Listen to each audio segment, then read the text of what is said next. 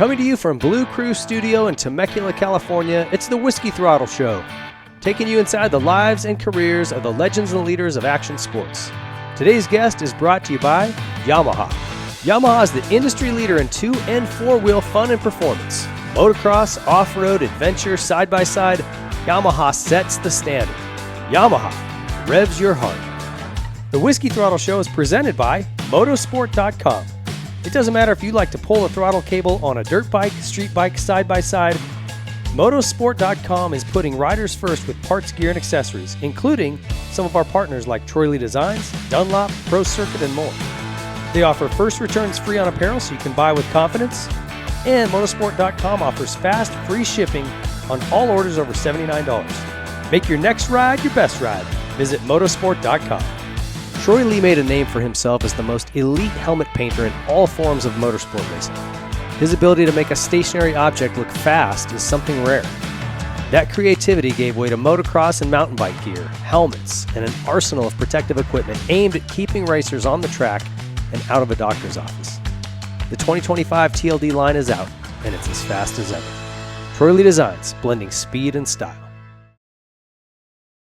Hey everybody, thanks for joining us here at the Whiskey Throttle Show in Blu Cru Studio. And I'm really excited about today's guest, the most influential artist in our sport, without question, and in a lot of motorsports. He's a one-man party, race team owner, and a friend of mine, Troy Lee. Welcome in, bud. Thanks for having me. Dude, well, first of all, cheers. I don't usually start the shows off with a drink, but you're a special guest. Yeah, thank you, man. So we've done this quite a few times before. Yep, GL would be proud. And we start our shows with the motosport.com Whole Shot Award, or Whole Shot segment. Everything you guys need, doesn't matter what it is, you can get it at motosport.com. So get over there and pick them up, including TLD gear, all kinds of new stuff out. So check those guys out. And we just got done with a mountain bike ride. Specialized introduced their brand new Levo 4, and you and McGrath and Axel Hodges and Curtis Keene and myself went out and shot some video, which will drop soon. But man, what a cool company, cool bikes. Yeah, they always make beautiful stuff, and definitely just fun ripping the trails with you guys. Ah, that was a great morning. I was laughing with one of the guys. I remember the very first mountain bike I ever got was a rock hopper. I don't even know if Specialized makes those anymore. I think it's an old model, but it was the first model that had forks. Wow. And it was like, I don't know, inch and a half of like elastomers, little, and I was so pumped to have it. And I'm just laughing looking at now with what we rode this morning. Oh my God, the technology is just incredible. It's wild what they've done. Yeah. And we wanted to do the Cardo systems. That's another like layer of fun for those things. We didn't get to do it this morning, but yeah, we got to make some Cardo helmets. To be able to just chat with your buddies and bullshit and laugh while you're going, and why they're cartwheeling is also fun. Yeah. When you can laugh as your buddy's upside down, that's the best. That's always good. Well, since we're talking bicycles, TLD's been, I would say, has become kind of the Cadillac of mountain bike gear. And we'll talk about when you guys introduced that. But give me your thoughts on that industry. It's so cool. And today, I just was reminded of it again with these bikes. It's like, especially e-biking, when you get kind of to where you're a little scared to get hurt on the dirt bike, we're all getting older.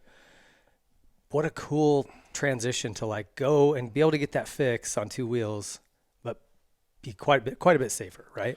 Oh, I think it's a lot. Well, it's about how hard you're pushing it, because you can crash as hard on those things.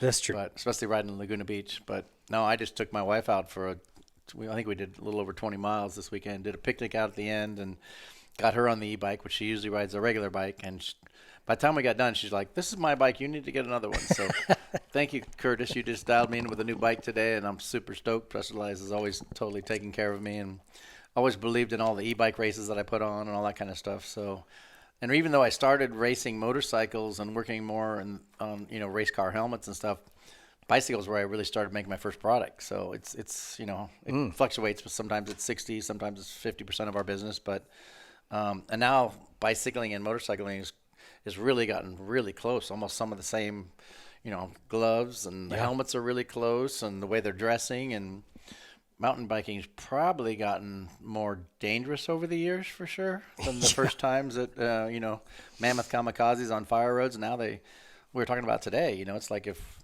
you're out on a track and there's a big rock on a motocross track, you pull it out. Mountain biking, they get 5 or 6 of those and you got to go around them or bounce off them. Yeah. Yeah. And a lot of times they bounce off them with their heads. Yeah.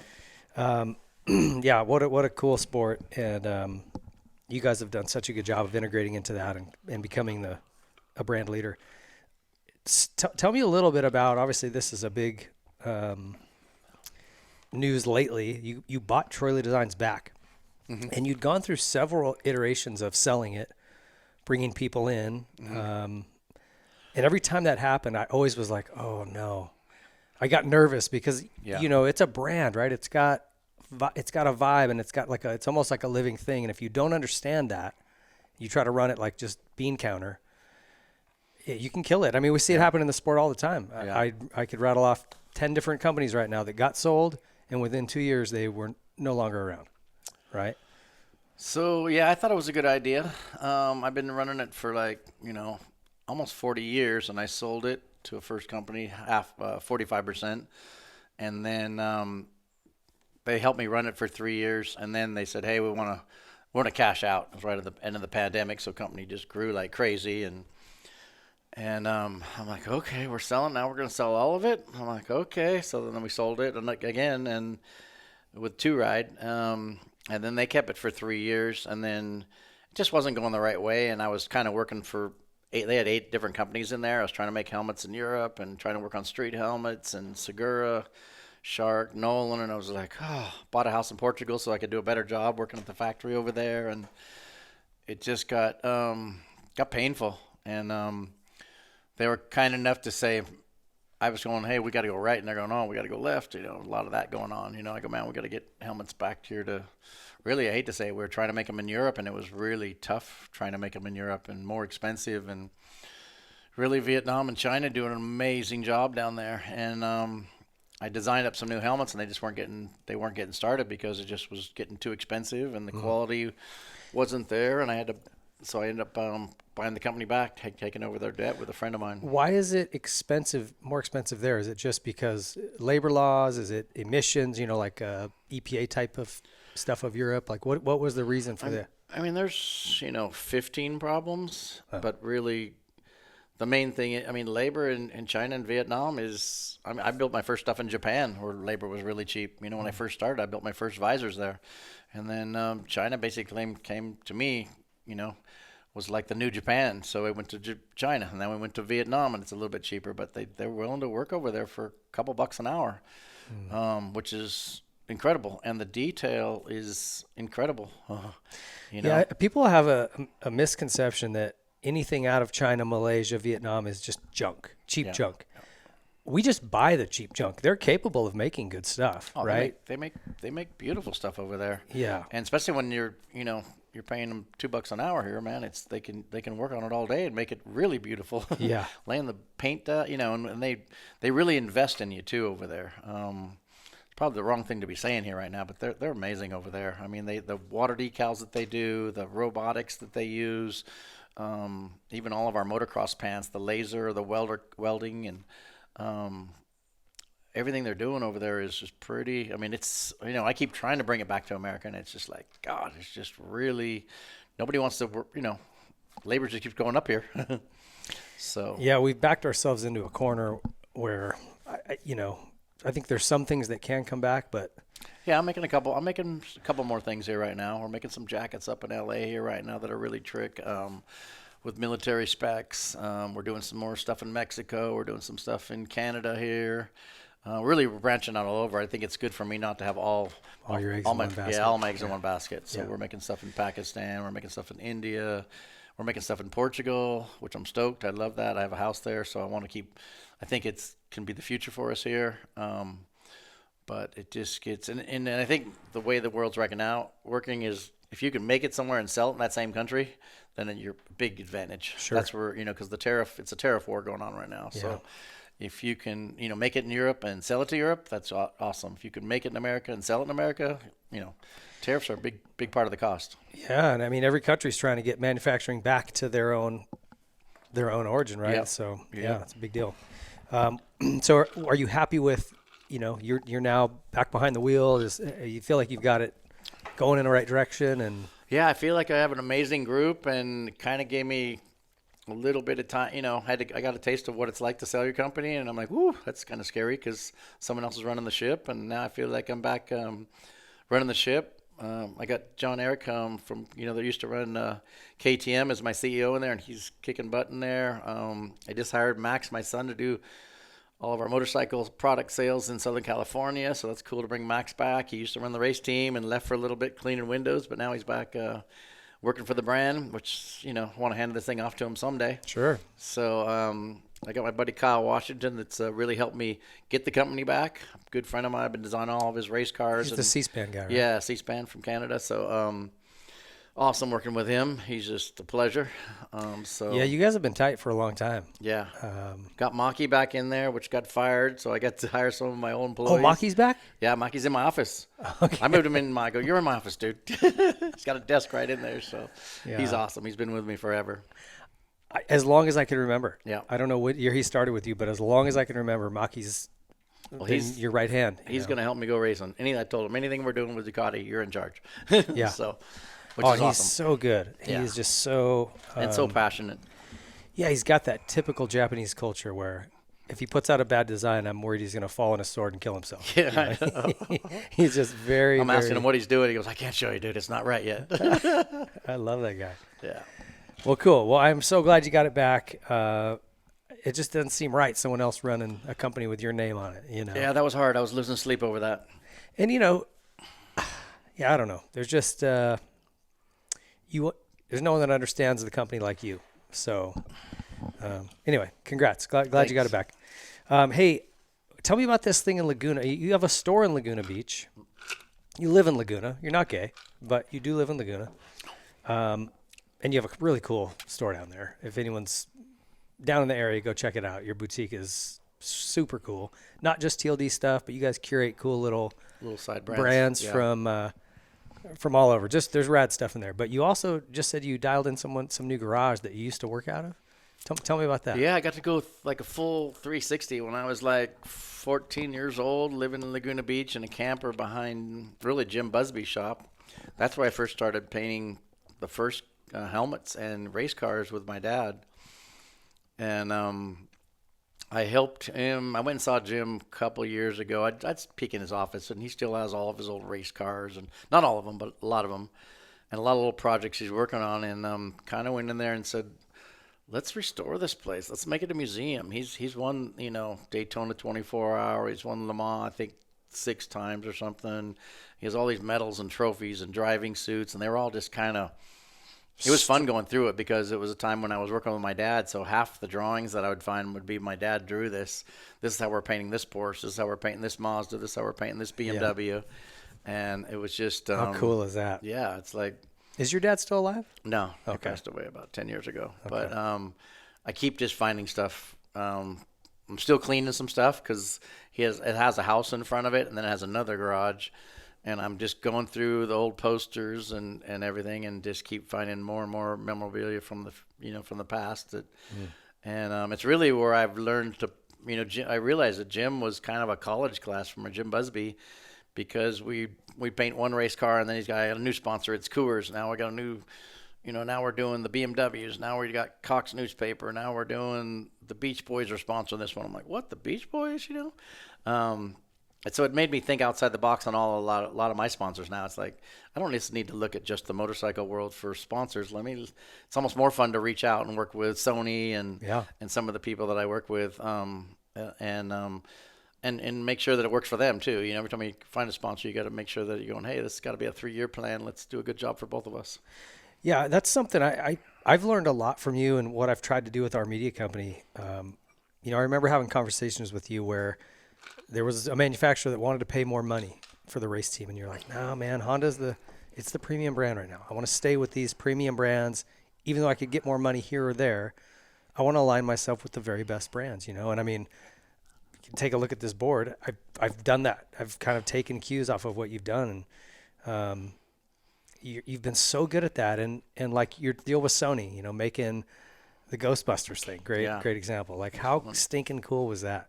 And it was super fun. Yeah. It's like you don't mind working weekends or nights or whatever, and coming home and talking to my wife and my family about it, and Yeah. I see a twinkle in their eye. I'm like, okay, let's run with this. So the mechanic suits, dude. oh yeah, yeah, that was good. I just feel like there's not many people in this industry that can pull that kind of stuff off outside of you. Got some more ideas for next year. I'm sure you do. We're going to get to that as there's a lot cooking over there. Hey, guys, get over and check out whiskeythrottlemedia.com and everything we've got going on. Our Instagram, Facebook, TikTok, YouTube. We've got moto, off-road, dual sport content, and all kinds of podcasts. Off-road, amateur, privateer, mechanics, and more. So check all that out. Our guest is brought to you by Yamaha. Rev your heart. Get over there and buy a blue bike. That's what I say. Troy, let's get started, man. Tell me where you grew up. I thought you were from Montana? No, I grew up born in Pasadena. Okay. Yeah. But you lived in Montana at a point. Yeah, I left Jim Busby's and took off to Montana. Kind of ran away from home. Wasn't digging, hanging out with my dad, and living really in Laguna Beach. I ran away, so just took off and. So you were born in Dana Point? No, I was born in Pasadena. Oh, Pasadena. Okay. Yeah. Okay. Yeah. So tell me about that. Kind of your first years. What were you into as a kid? What was life like for you back then? And what years was that? Where were you born? I was born in '61 in Pasadena, and my grandfather owned a used car lot, and so I started watching what he was doing. He was a pinstriper, so he'd get these used car lot. They're always bringing in new cars. He'd get them and paint them and clean them up and pinstripe them. And that always stuck in my head, and I think my dad's head too, because my dad was a pinstriper too. And then he started. With Wally Parks, Bonneville, he wanted to get cars off, race car. I remember him trying to get, there were a bunch of drag racing at the time in LA as a little kid going, we got to get these cars off the streets. And so he started with Wally Parks, NHRA, and Bonneville. I have the program, my grandfather having the first program from Bonneville from 1949, yeah. It was sponsored by the city of Pasadena. I need to rebuild, I looked, the car crashed and burned, but someday I'm like, man, we need to build another one of those cars. What was it?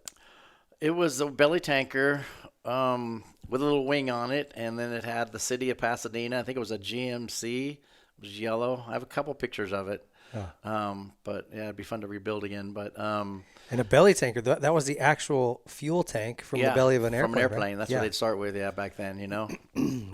And so I think it did 149 miles an hour. I got a couple trophies from him, and I have a couple old programs.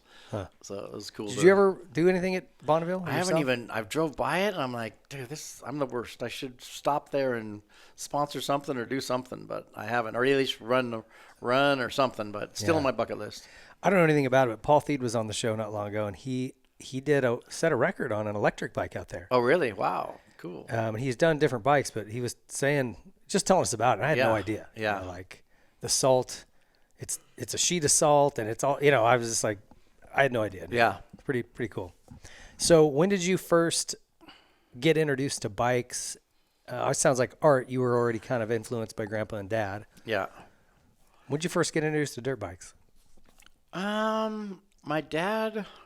Then we moved to Orange, and my dad started a little shop, pinstriping and lettering. So I was kind of around that, running around, but I was still super little. Probably like I was probably 8 or 9 years old. And then we moved to Newport Beach, to right on the Coast Highway. My dad was lettering and pinstriping and doing boats and race cars, and then I remember him buying a Husky back then. So we'd go out to the desert, and he'd race desert races. Okay. So that was kind of the first time, getting on the sitting on the tank and hanging onto the handlebars, and probably, like I say, 8, 9, 10. And then my dad got tired of Newport and says, "We're out here," and we moved to we took a camper and went up and lived in Mammoth. And we lived on Mammoth Creek in a camper for a couple of years. Oh, really? Yeah. When I was like 11 and 12, and we were you going to school? Yeah, I went to school at Mammoth, and I didn't just know lived that. in the camper. Yeah, fishing in the stream and catching fish and making signs for the stove. Oh, really? The stove restaurant. Yeah, cutting it out with a jigsaw, starting a generator. It was kind of like just primitive. That's awesome. Kind of mountain men on the stove stream. is like Yeah. a staple. I mean, if you go to Mammoth and you don't eat the stove, you didn't even really go to Mammoth. Yeah. That's great. And it was cool because my dad would draw up what we're doing, and then he'd have us jigsaw the snow. The pipe. Remember the pipe coming out of the stove? Yeah. So me and Kelly, my brother, would jigsaw it out, sand it, primer it, and the coolest thing was my dad would trade them for food. So we're like, oh, we get to go to a restaurant. This is cool, man. That's awesome. So it was awesome. So you were there for a couple of years, then what? Yep. And then we moved up to, my dad decided to buy some land. I think we bought 10 acres up in outside Nevada City, North San Juan. So super, like our closest neighbor was 4 miles away. I mean, we used to run around in the garden half naked or pretty much naked, planting and living off the land up there too. My dad just wanted to make a full extreme from Newport Beach to living off the land. So we had chickens and goats and we had our own garden. And dude, Pops was he was a kind of went gypsy, to a huh? hippie zone. Yeah, it was. We lived in the camper there, and then we started building a house. But we ran plastic pipe up to the creek with a box with a filter on it, so we drank all the creek water out of there. And we'd freeze. We'd have to go break all the plastic pipe away, get the water running again, get it sucking on the pipes, get it going. Salamanders would get stuck in there. We'd pull them out. I mean, it was. We had a bathtub outside with a water heater strapped to a tree. That was your bath? Yeah.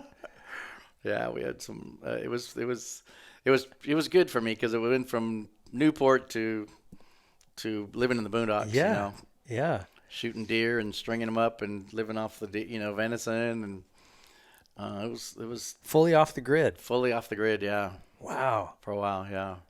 And as a kid, you're like, I don't think you really know different. You know what I mean? So you just lean into it. Like, yeah, we were just young enough where we're like, okay, this is the new program. Okay, let's figure it out. Yeah. So. It was that's rad. My dad pushed me a lot of different extra, and wasn't afraid to try things for sure. So it was good. All right. So what was next after that? What was next? Where'd you go to high school? I dropped out of school. He said we didn't need it. Just keep learning to be an artist, man. I'm like, which I love school, so I was super bummed, man. I was like, no, school's the funnest thing. My dad was pretty tough, kind of a hard ass, and I was in trouble a lot. But we had after that, we got kind of stuck up on the hills for a while. Then we moved to. My dad decided to. He was riding Speedway. So now, were you painting anything at this time, or? Oh yeah, we're painting. Mostly, we weren't. Back then there was a lot of fiberglass fenders and stuff, Okay. So, like we're painting all my friends, all my dad's friends stuff, and they all raced Bull Taco Persangs and Paytons and Speedway bikes, so everything was fiberglass fenders. Yeah, like the Matisse, the Rick and the Matisse, so that kind of stuff. We were constantly, me and my brother, doing fiberglass work and getting ready, and then my dad would spray it, and and then we started getting a little better, so we'd start spraying, and then he'd letter it and pinstripe it. So we were kind of a little bit of a customized shop team, And Kelly was right there. Kelly was working right there with me, and my sister Carrie too. She was kind of in and out. She'd go live with my mom because my dad was divorced, so. We were living with my dad, so that's why. Where did Mom live? Mom lived in Orange. Okay. Yeah, right by Anaheim Stadium there. So you have two siblings, right? Just Kelly and Carrie? Yep. And Kelly, who's older and younger? Kelly's a year younger, and Carrie's 2 years younger than me. Okay, you're the oldest brother, big brother. Yep. Okay. Yep. And for people at home that don't know, Carrie married Bill Keefe. Yep. Who was a really good local pro, rode for Mitch. And now he is COO? I don't even know what his title is there, but he has all of our international sales, and he just handles the logistics. I mean, he's amazing. He's awesome. And just he's been with me forever. Yeah. Great person too. Yeah, yeah. And so their kid is Tyler Keefe. Yep. Who ran your team for a while, and he's an agent now. But anyway, just wanted keeping to it all in the family. Yeah. As we do. Yep. And what's Kelly doing? He's in South America right now on a motorcycle trip for like 3 months on a motorcycle. Just said, I'm leaving. He lives up in Driggs, Idaho, and he goes, I'm going to just go to Mexico and South America. And he just keeps sending me photos. I'm a little farther down. So crazy. Yeah. He rode, just headed down, headed south. Yep. Crazy. Yeah, I think he shipped his bike partway, but he's just been on it for about a month now, and I think he's doing 2 months. Yeah, which is awesome. I think it's something he had to get out of his system. Yeah. Well, good for him, man. Yep. That's I don't think I could do it. Okay, so tell me where you moved from there. After Nevada, the desert, where'd you go? We moved to North San Juan, Nevada City, which is up above Grass Valley. And then my dad started, he hooked up with his buddy they owned Checkpoint Cycle in Reno. And they decided they were going to go. My dad was always jumping around like, okay, we're riding CZs and motocross and Huskies. And now we're going to go, let's try Speedway. So we tried Speedway for a while. Did you have a bike in any of this point? Were you riding at all? No, I didn't have a bike. The only thing I rode, sometimes I get on the Husky and sometimes I get on the CZ. So I really didn't start riding motors. I mean, I rode when I was like 12 on the CZ, but back then the CZs were pretty big. Yeah. So were the Huskies. We had 10 acres, so we did have a track up there. So we used to ride around on that. And then my grandfather, bought after he sold his last car lot, he bought Tustin Honda. Okay. And I don't remember if it was already a Honda shop, but he opened up a Honda shop in Tustin. Okay. And started selling motorcycles. And my dad didn't get along real well. And it was kind of funny. Dad's dad? Yeah. Okay. But it was kind of funny that my dad's riding motorcycles and my grandfather was totally against it. And then he's like, then he buys I remember my dad goes, grandfather bought a Honda franchise and he's opening a motorcycle. So I'm like, whoa, I didn't think he I was I was 12, so I'm like trying to figure out what's going on. But the coolest thing that ever happened in my life was almost like us today from Curtis giving us Specialized bikes. But when my grandfather opened the Tustin Honda, he said, gave him 2 of the brand new 74 Elsinores. And he sent them up to Nevada City. And no way. Me and Kelly just ripped the hills till we, So that was really your first bike. Yeah. This brand new Elsinore. Brand new Elsinore. And what a great bike to start with, Yeah. And especially after riding on the Huskies and CZs going, oh my God, this thing is amazing. So we just tore up all the hills up there because there was no neighbors where we lived, Yeah. And then, my dad decided he wanted to try some road racing. He bought a 350 Yamaha TZ something. So we painted all the fairings on it and got his leathers made. And my dad's, I think it was her wife, his girlfriend, my dad bought her sewing machine and she started making road race and Speedway leathers. So she made Magoo's first leather. That's what I meant, because Magoo lived up there. Oh, so okay. Magoo was like, I was going to ask how you got to know Magoo. So that's he'd come out and got his leather pants made by my mom, and I think I did paint some of his helmets. I wasn't very good at all. My dad put his name on it. So I mean, me and Goo have probably the oldest relationship in painting motorcycle helmets. That was kind of the first. Him and then Alan Christian, which is a Speedway rider. So we'd go to the Speedway races, and my dad would come back with, okay, we're painting, Rick Wood's helmet, and we're painting Bobby Schwartz's helmet, and my dad would draw them up, and we'd mask them up, and my dad really taught us how to paint helmets. And I never thought too much of it. I was painting helmets or we're painting fenders. I didn't really care, whether the but luckily the helmets, every time I got hurt, the helmet's a little longer in life, but helmets, I'm still painting helmets today, and I love it. It's the coolest thing ever, because you get to really know something about the person that you're painting that you really get to dig into. Just like when me and you sit down, I'm like, what are you thinking? What's going through your head, and show me what you're thinking and the brand you're riding. And it's still the funnest thing when a car driver comes in and goes, man, I just landed, especially some of the young kids that I get to work with, I just got a ride to drive in an Indy car. I just got my first NASCAR ride. I mean, it's so cool because they got that little twinkle in their eye and they're like, I might make it. That's the first chance where they're feeling like they're going to maybe make something. It's got to be so cool, man. I will never forget the very first helmet you painted for me. It was in 1995 when I got that ride with Mitch. And I came into your office. I didn't know you, but I was so excited because Button used to run your stuff. Yep. And he was my kind of training riding partner in Phoenix. And I would see just the Troy Lee design sticker on the back of his window. And I'm like, gosh, that's so cool. Custom helmets. And when I came in and sat down and watched you sketch out that helmet, I was just like, blew my mind. I'll never forget it. And even still, like, we've done a couple of cool projects, like the fire department helmet you did for me. And just the way, which I'll try to drop some photos into the show here and show this, because I've done that where I've taken photos as you're sketching, So it's like you do the rough outline and you're like, this guy's drunk. This doesn't look Probably. like anything. And then you put some color in, and then you start and all of a sudden it comes together. There's just something in the mind of an artist where if you're not, I don't have it. I can draw a stick figure person barely.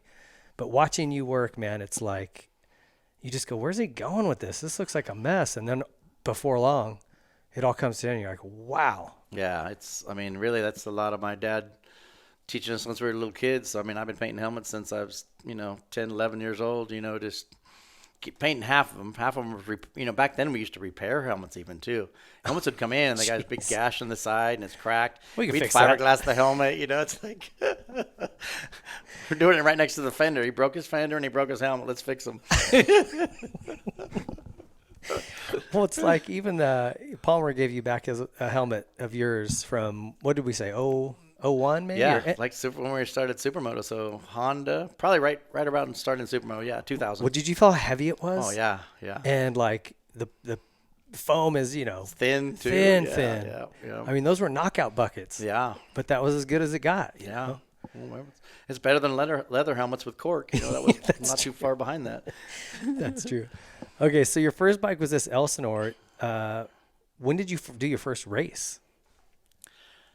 My first race was, I think, Marysville. My buddy took me. I was like 15, and he was a little older. He had his driver's license. We put my bike in the truck. My brother didn't want to race, but so we took there and we raced at Marysville. Okay. Yeah. Did you have to be 16 to race or something, or? I don't remember. I remember it was a mud race. It was a scary. It was a scary day because it was like, man, I rode the hills and everything, but to line up on the line. And oh yeah. My dad wasn't there, and I was with my buddy, my older friend that had a truck that it broke down. I think a couple times on the way to the races too. John Vandermeer, he was a good buddy of mine, and he was like 2 years older than me. Like, let's go to the races. I'm like, okay. So signed up and raced, and I raced every once in a while, but never really too serious until I really came back from, like when I was 17 years old, I decided, I want to get into this. Okay. I started racing at Saddleback and stuff like that, and then racing Indian Dunes. And so that was after you went to Montana and then you came back. Yeah. Okay. Yeah. It's funny to me. Like, I love it hearing that everybody's first race story, because if they're being honest, they were shitting their pants. Yeah. The first race I did, I was terrified. I cried. I didn't want to do it. I told my dad, the bike's too loud. It's muddy. I don't want to do it. I love to ride, but like when you go to that race setting, it's just overload, right? Yeah. And 20 or 30 guys going to the first turn, and it's like, dang, man, they're all revving the bike up. This is scary, man. It is scary. And once you race a while, you become numb to it. But it's freaking gnarly. I still say it, even when I go to Glen Helen, I say, no, man, this is still, I'm like, you know what, I'm going to let everybody go, and I'll just see if I can pass 10 guys, Yeah. And then you get up the line, and then you're all of a sudden, and you start revving a little more. Next thing you know, like, I'm going to whole shot this thing.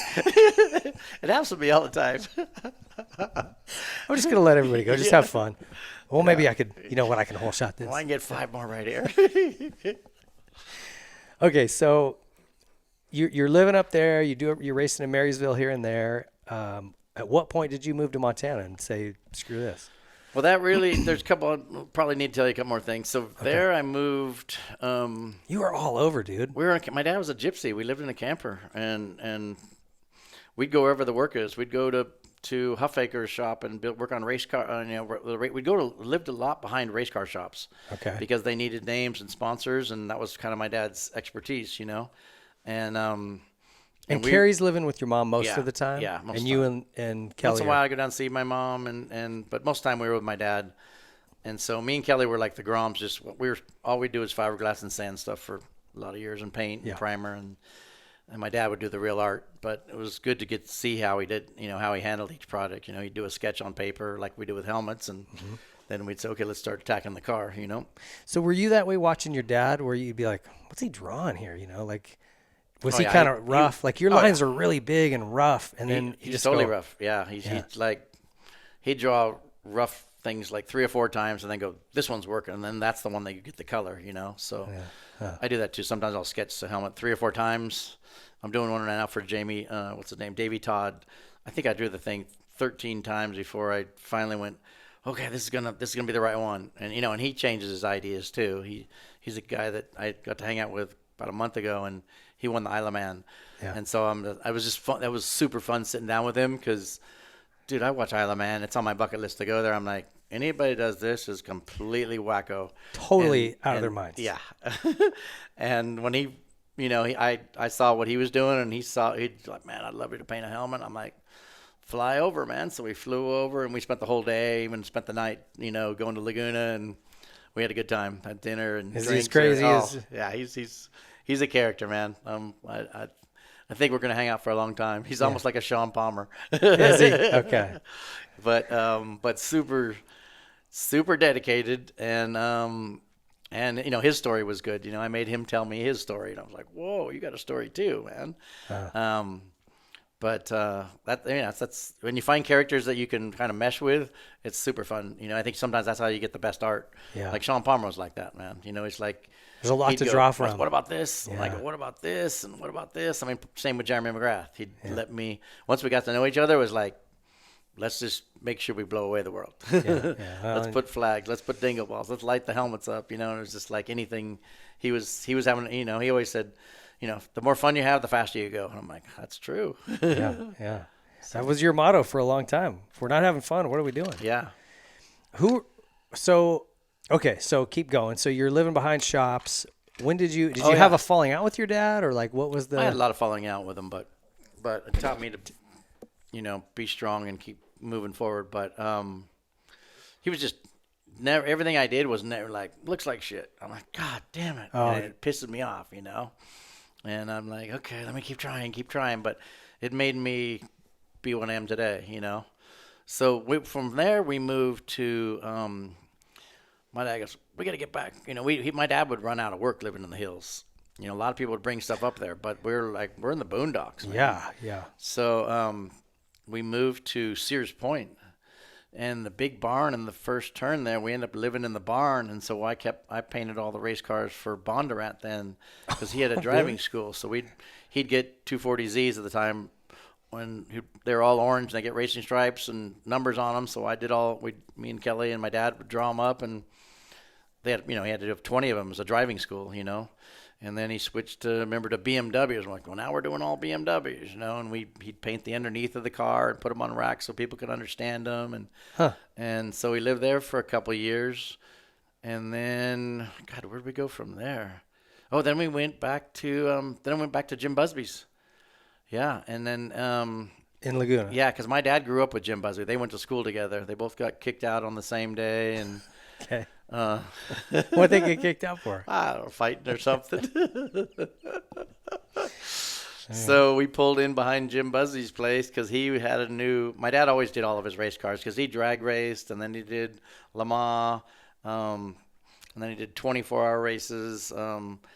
And so we parked our camper behind the shop in Laguna Beach, right across from the Arts Center. And I worked there. And that's when I started racing. That's when I started racing Saddleback. Okay. That was when you kind of really dug into it. Yeah, I had the 74 Elsinore that I'd ride. And then I got a Suzuki because I did some stuff with Bassett. Painted a bunch of helmets for, who was Jim Gibson was riding for them, Rocket Rex Staten, Dave Miller. They were the factory team with Bassett. And so I painted their helmets, and I got one of their old bikes. So got a little bit better bike. And did you know Dave Miller pretty well? Yeah, I used to travel with him a little bit. Oh, did you? Yeah. He seemed like just a super kind of squirrely creative guy. Like, yeah, did you guys? For sure. Yeah, no, he was like, no, man, I invented Dave. It's called Dave Glow, not Day Glow. I'm like, oh, wow, you invented the color, But he was fast, too. I didn't know. He was good, huh? I went to Huron with him. We traveled together in box fan a couple times. He won one of the biggest races up there. I was like, whoa, man, it was so cool just to see him go, dude, I got $4,100 today or something, But he did he was a really good craftsman. Yes.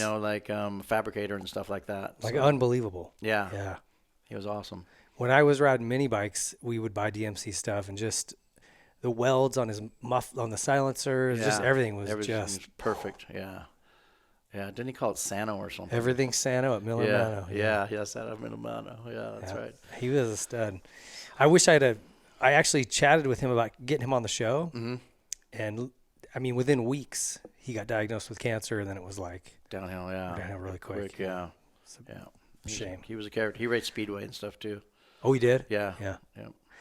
So when you start getting into this, you're racing at Saddleback, you're kind of a regular there. Who are the guys you were riding with? And then who are the guys who are you looking up to? Who are the guys back then? Was this like like I was beating because they just jumped into it. So it was kind of funny because I was like racing at Saddleback, and I was like, I was like a top 5 guy at Saddleback, making a little bit of money and starting to paint helmets. And Jeff Ward was coming up. I remember the one thing about Jeff Ward, it was like he was, he went from mini bikes to 250s, and he was finishing behind me all the time, a couple of spots behind. And then I remember coming in,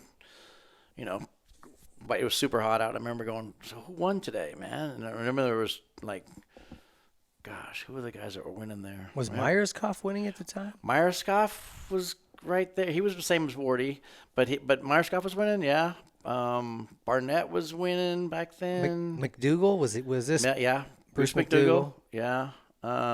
Chris, who was the other guy that had some really factory bikes that was really good? Gosh, I forget all the names back there, but it was weird. All of a sudden, Wardy went in. He was just like a 10th place guy, and all of a sudden, something clicked, and he was like, I remember him telling Jeff Ward won. I'm like, Jeff Ward, he's 10th. You kind of gauge yourself to like, I'm moving up. Yeah, I got these 2 guys I need to beat. I was racing against Dubach. Okay. A guy named Rick Mackey, too, which we used to get in fistfights with. But, and all of a sudden, Wardy things came together, and all of a sudden, it's like, Jeff Ward won. I'm like, he's 10th. How could that guy win? Got the whole shot and never looked back. I'm like, and then I remember him being the next guy that was, he'd win again, then win again. And I'm like, damn, this guy's taking all the money, What's going on with Jeff Ward? Yeah, and then Ricky Johnson was coming through. That's where he got the trick bike with the radiator up on the front fork, and he got, all of a sudden he did the same thing. Like, woo, he's the top of the class, So what would this have been? Early 80s? Early, or yeah, late? early, probably 79. Okay, yeah, something like that. Okay. Yes, no, even 77, 70, because I had a 74, and then I wanted like a 70. I think I was riding a 76 Suzuki from Bassett. So it was late 70s. Okay. And then, who else was I just talking to? Radical Rod Turner was winning all 3 classes. Okay. He was the guy that got there and go, won the 125, won the 250, and won the 5. I'm like, he'd take all the money. And you wouldn't wear goggles. No, do you remember that? Yeah. He used to just run those little Coke bottle glasses. He had what else did he have? He had Carreras that are all open underneath, too. Yeah, but half the time those were down. Open face, too. Yeah. And that's when I started painting, like, Radical Rod Turner's helmet and Jeff Ward's helmet. And that kind of started going, I'd show up at the races and I'd deliver 3 or 4 helmets. But it was $40 to paint a helmet back then. It was 3 stripes of a color and a number and a name or something, Yeah. So I'd run and deliver some helmets. Usually by the end of the day, a couple more would show up at my van.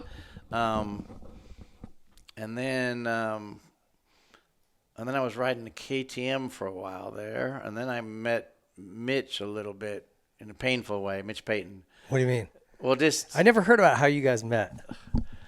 I was going to race my first national at Hangtown, and probably late 70s. I had a KTM. No, I had a Suzuki at the time, and I painted it all white because they wouldn't help me. So I painted the whole Suzuki all pearl white with candy apple red down. I made my own leathers and jersey, and I come out in the morning, and it was an open trailer, and all my plaster was gone. And it was my first national. I'm like, someone stole all my plastic? Oh, I'm going to kill him, man. And Mitch didn't even know me. Hadn't even hardly I met? don't even know the guy. And Mitch was in a wheelchair, so he got Bones and some other guy to steal all my plastic off. And they helped me bolt it all back on, but I was like, dude, this is the wrong time. How did this is my first national, man? You're so stressed out. Yeah, I remember slugging him and everything too. And then he got slugging me, and we ended up being friends. He did so much for my career. He made my first T-shirt, and Today I wouldn't have a race team without him. I painted his first helmets, and you know how much I've done with him. Oh, Designed yeah. his box fans. I even brought him the Monster and PPG money to his team because it was Hanson's when I was sponsoring Lamson. Yeah. I'm going too far ahead now, but Mitch helped me for sure through all my Oh, career. no, you guys were. And we're lucky to be alive as hard as we played. Yeah. You know. Yeah. I mean, my favorite 30 minutes of this show we've ever done is when you two were on together for the Troy Stories episode. It was a TLD distributor meeting, and the stories you guys told of your childhood. If you guys haven't seen that or listened to it, go back and find that. Yeah, you're lucky to be alive, both. He's a character. Yeah. So why did he steal your shit? Like, I don't know. It looked too. He's probably. I don't know. hey, that looks cool. I Let's did ask steal him it. that question. You know? should ask him. Yeah. Why did you decide to steal my stuff? Yeah. So how did it go from there? We got to know each other pretty good after that. It was a love-hate, but more love than hate, but just fascinated, I think, with each other. And I started, I'm going to speed up and miss some stuff here, but I really started working for Bill's Pipes and building exhaust pipes. You did? Yeah, and I was racing for Mitch. Finally ended up giving me Huskies. I was racing a 125 Husky at Corona Raceway. I know I'm jumping a little farther forward here, but and then I built all Mitch's first pipes. I worked for Bill's Pipes building pipes in Norco. I didn't know that. Yeah, I was building even for. Bring this up just a touch. I was bringing up to painting, or not painting, building pipes for. Back then, I was building a lot of pipes for those 3-wheelers. Oh, like Banshees and for them. I was building for everything. I was building for Eddie Lawson would come by. Bill had a really good business, Bill's Pipes. Building for Wayne Rainey, a lot of flat track stuff. Yeah. And that was in Norco. And then I was racing for Mitch. So you were like welding pipes together? Yeah, it was fun. Huh. Yeah, pounding them all out and all the cones and everything. You know, Bob Hanna worked for him for a while. Did you know Really? that? Yeah. Wow. Small world. Yeah, Bill taught me a lot on how to build pipes. It was fun. Those cone pipes were art in itself, you know. Heck yeah. And then Mitch was helping me, so he asked me to build some pipes. So I worked at his parents' house in a garage by myself welding pipes for Mitch. And I was building for my bike and Jeff Jennings and Rick Ashcraft, Dan Ashcraft, and Andy Jefferson. And then I was painting helmets for Andy Jefferson and just kind of kept building pipes and painting helmets for these guys. And then I decided to go, man, it was hot in the summers welding those pipes. And I'm like, I did some helmets for Jody for Motocross Action. And he gave me a little business card ad. And this also, my mom, I was living with my mom when I came back from Montana. Gosh, I'm probably screwing this whole story up all over the place. But I ended up buying a little house with my mom and my sister and welding pipes and painting helmets and really painting helmets more for just my friends and for fun. Never thought it would turn into a business. Was this the Love Shack in Corona? Yeah. Yeah. Do you still own it? No, I saw Oh, it. okay. Yeah. I mean, this house was like if the walls Everybody could, lived there. If the walls could talk in that place. Yeah, Scott Russell lived in there. Palmer lived in there. I mean, I had a lot of friends. It was too small for one person, but Randy Flesher from Pro Circuit lived in there. I mean, Bloss and Jimmy Albertson lived in there during the race team days. Yeah. Anthony Gobert spent quite a bit of time there. I'd probably let too many crazy characters in there, but yeah, Magoo. Don't take a black light into that place, probably. Yeah. So then really I started realizing that the helmets are way more what I loved. So how was your racing going? Were you making progress there, or was it kind of a lot of injuries? I mean, I kept making progress, and then I get hurt, and then make progress and get hurt. You know how it is, and it just every time I got hurt, I'd paint more helmets, and then I'm like, and then I got where I told Mitch, I go, Mitch. So I started teaching Randy. I go, Randy, Mitch, I'll teach Randy how to do what I'm doing, but I'm going to paint helmets full time if I can. Oh, so you taught Randy, who runs the Pro Circuit Pipe Shop, how to do pipes. Yep. That's awesome. Yeah. I just talked to him a couple days ago. He's got an e-bike now, and I'm like, dude, we got to go ride e-bikes.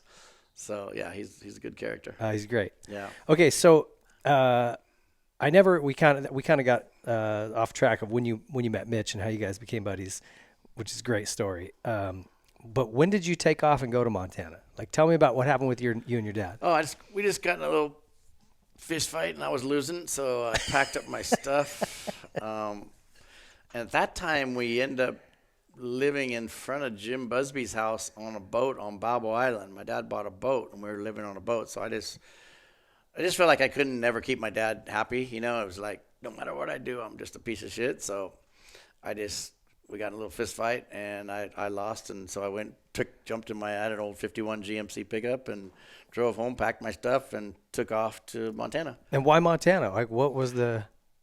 He always said, if I catch you, I'm going to kick your ass. I'm like, I better get far away, man. So I just kept driving. And I had a friend, Keith Parsons, which is still my good friend today, said, if you ever want to get out of here and take off. So I told him, I said, hey, I'm taking off, man. I'm going to Montana, man. I got in a big fight with my dad. I don't know where I'm going. I don't even know where I'm going, but I'm heading north. Just got to get out of here. Yeah. He went with me, which was awesome. So we ended up going. My mom had a rental house up there, so we had to stay up there for a while till we could rent it. But we rented a house for my mom in Missoula, Montana, and we just took on all sorts of weird jobs. Worked at ski lifts and worked at a Copper Kettle restaurant. I was a cook and a waiter there, and we didn't know how to cook or wait or anything. But then I worked at a body shop, and I was a fishing guide for a while. I'm not fishing. I was more the luggage guy to get the luggage down the river, you know. Then I got to teach people how to fish after a couple months. But it was a good part of my life because it was just freedom. Just freedom. Kind of like when my son, after, you know, like Max running the race team, goes, dude, I just want to clean windows. I don't want any headaches from all these personalities, and I just want to do something else. I'm like, Max, cleaning windows? You're my son, dude. You're way better than that. But he just needed escape, and that's what I needed to do. Yeah. It was super fun to just flipping burgers in a restaurant in Missoula, Montana. And there's something about that's perspective changing and kind of eye opening when you're really just out on your own. Yeah. You know, it doesn't matter what you're doing, and it's good to do, you know, basic labor. You know, Yeah. just go understand the value of a dollar and how to interact with people, and like not have any family expectations, obligations. Like you're just free, right? Yep.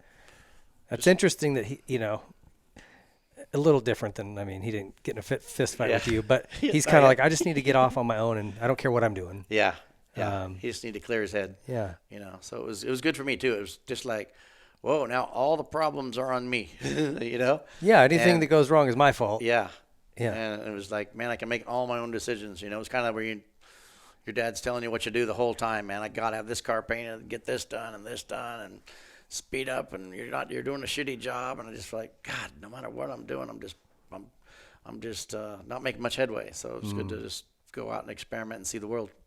Did you and your dad ever patch that up down the road? Yeah, we did. Yeah. Yeah. Came back, and I met him in Tahoe at a ski lift. We met kind of halfway, and you know, just kind of said, Dad, I was just over you, dude. I was just, you know, and, you know, he apologized for smacking me in the face, give me a bloody nose, you know. I'm like, God damn it.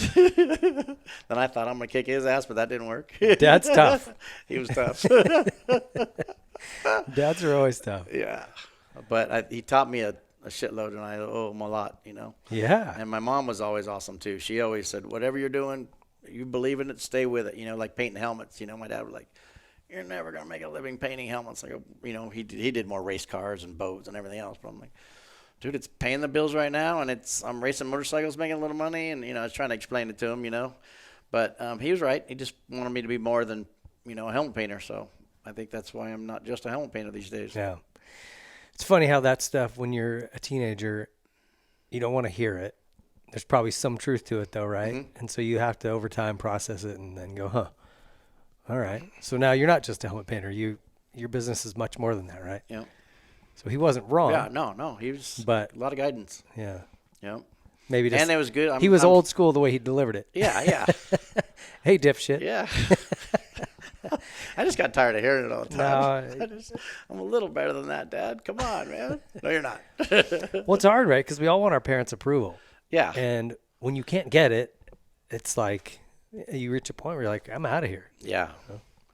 No, that's what's good about having like my wife and me and my sons, you know. She's like, I'm harder on my sons than my wife. My wife's like, back off a little bit. I'm like, Dad, I just want them to apply themselves. Come on, you know? Yeah. But you got, it's hard. That's a whole other Another subject. Who are the guys that you were riding with during that window when you were really into it a lot? Like, who was your riding buddies? Were you riding with Bill? Bill Keefe? Yeah. Yeah. That's He was a little more dedicated than I was. He ended up living with us because he was like my best friend. And all of a sudden, I'm like, wait a minute, how come you're staying in my sister's room? You know? But he was definitely more dedicated. I'd come home, too late a lot of times, and he's already in bed, and I would do a lot more hole shots. And by the end of the moto, I'm like, Bill keeps passing me. God damn it! Yeah. I think I remember you telling me stories about how you'd be like going to concerts and stuff, and Bill's like, I'm going to bed. I'm racing. Yeah. He's like, oh, me. You're like, me too. I'll see you there. Yeah. Showing up on 2 hours of sleep or whatever. Was it weird when he started dating your sister? Did it ever get weird? It was weird. Yeah, for sure. I mean, it was weird because I didn't realize it, kind of almost like, even my daughter now, Carly, I'm Nick, she's just had a baby with Nick Kidman. And, I'm going, wait a minute, he's my friend that I've been sponsoring for 14 years, this BMX racer. Now all of a sudden he's your best friend, Carly? Your best friend? Yeah. What is a best friend? That's hilarious. Who would you say is most influential on your the racing stuff back then? I mean, Wardy was somebody that I really looked up to just because I was like, he was behind me and all of a sudden he's in front of me every weekend, and me and Wardy have, I called him on the way from here to there, just riding today, he's, just always been an amazing person and really helped my company. And I've always helped him too. I think the world of him, man. So I'd always paint all of his helmets. I did goat breakers on the team too, but Wardy would come to the Love Shack, and he was the guy to drive down in his bitchin' red Porsche, and first kind of factory guy that'd pull into my house. And was he? And dude, there's a factory guy pulling up, man. This is bitchin', man. I'd even get nervous. Jeff Ward's here, man. Like try to clean the place up a little bit. And, I was worried about my rough drawings, Yeah. But he always told me what I got to dig into his brain a little bit, and so cool to have him race for me. So much of help him when he was racing for Factory Kawasaki, then help him into Indy Lights, and then into Indy cars, and then Supermoto with me and you, and I mean, he's in my book. Like I know they say Jeremy's the king of Supercross, Ricky's the greatest of all time. There's no better racer, just racer, than Jeff Ward. Yeah. If you look at what that guy's done, I mean, you can't change my mind. Yeah. No one's done what he's done. Yeah. At the age he's still doing it, you know, like even on a mountain bike right now.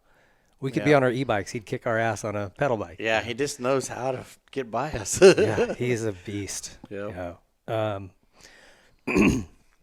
Okay, so was there a point where you were like, okay, the racing isn't going to work. I'm going to focus on the helmets and the painting. And was that a tough pill to swallow? I mean, I know we all want to, everyone that wants to be the racer, but it's tough. Really what changed me was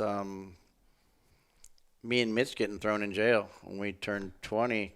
The Sodbusters? Yeah, because I had to sell my bike to pay for the lawyers and everything to get me out of that. That was the stupidest thing I ever done, but it taught me a really good lesson, It's a great story. But, yeah. But I had to sell my motorcycle. I'm like, I didn't my know parents that. are like, it's your problem, dude. You screwed up, and which is good. They, held me accountable, and that was like, dang, I don't have a bike, man. I better, I had to pay some lawyer fees and get me out of that thing because we spent the night in jail. And so stupid. All we did was steal lawn, but it turned into a massive. They said that was super expensive lawns, and then they accused us a week before. There were some lights and chairs and stuff missing out of the restaurant, and we're just getting ready to open up the Marie calendars, and the guy said, it was the same guys that told the lights on the chairs, and we're like, what? All we did was steal the lawn, which was worth probably $30, and we were just both turned 21 and decided we should drink more than we should, And Mitch is my wheelbarrow.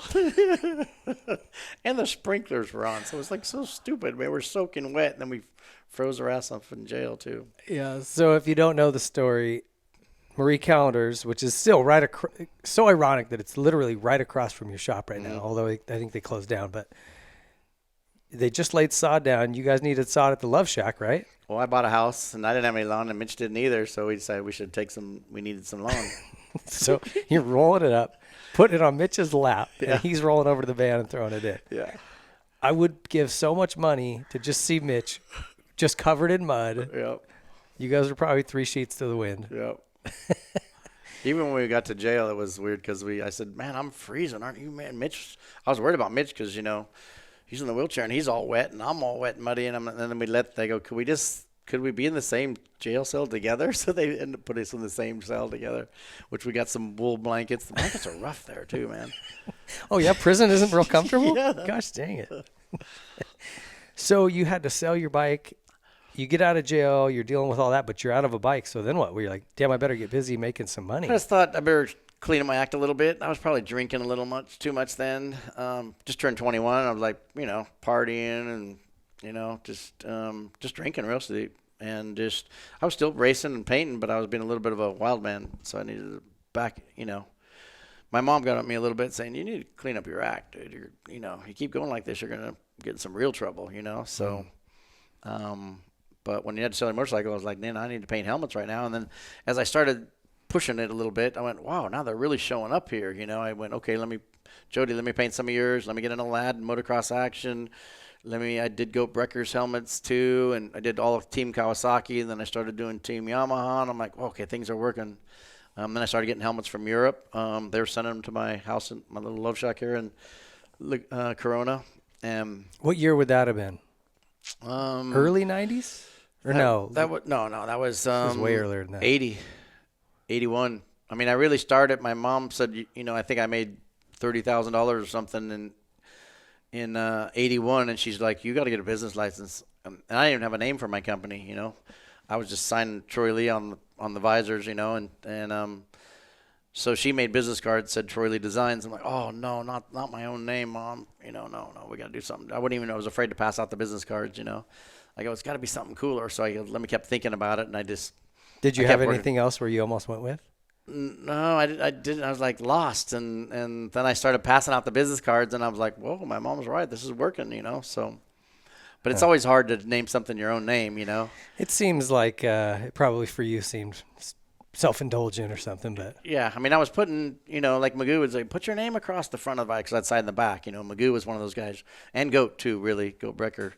Dude, sign the front of the because I was hand making visors too, vacuum forming and cutting them out and sanding them and stuff. So, yeah, well, I got a question about that. Was it the Stingray visor? Was that the first one?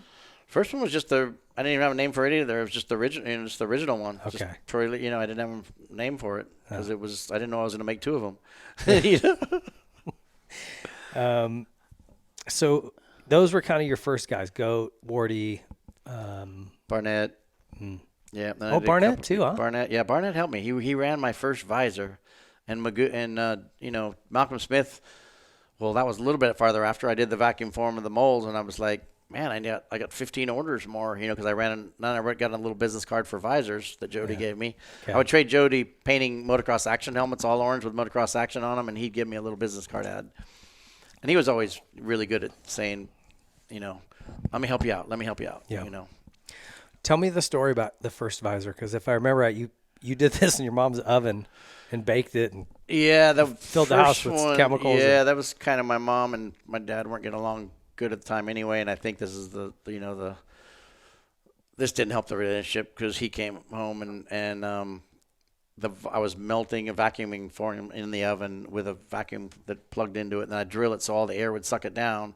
But I had to get it pretty hot, and the plastic started dripping in the oven, and the whole house smelled like plastic. So, that didn't get my mom a divorce, but it didn't help things. Right.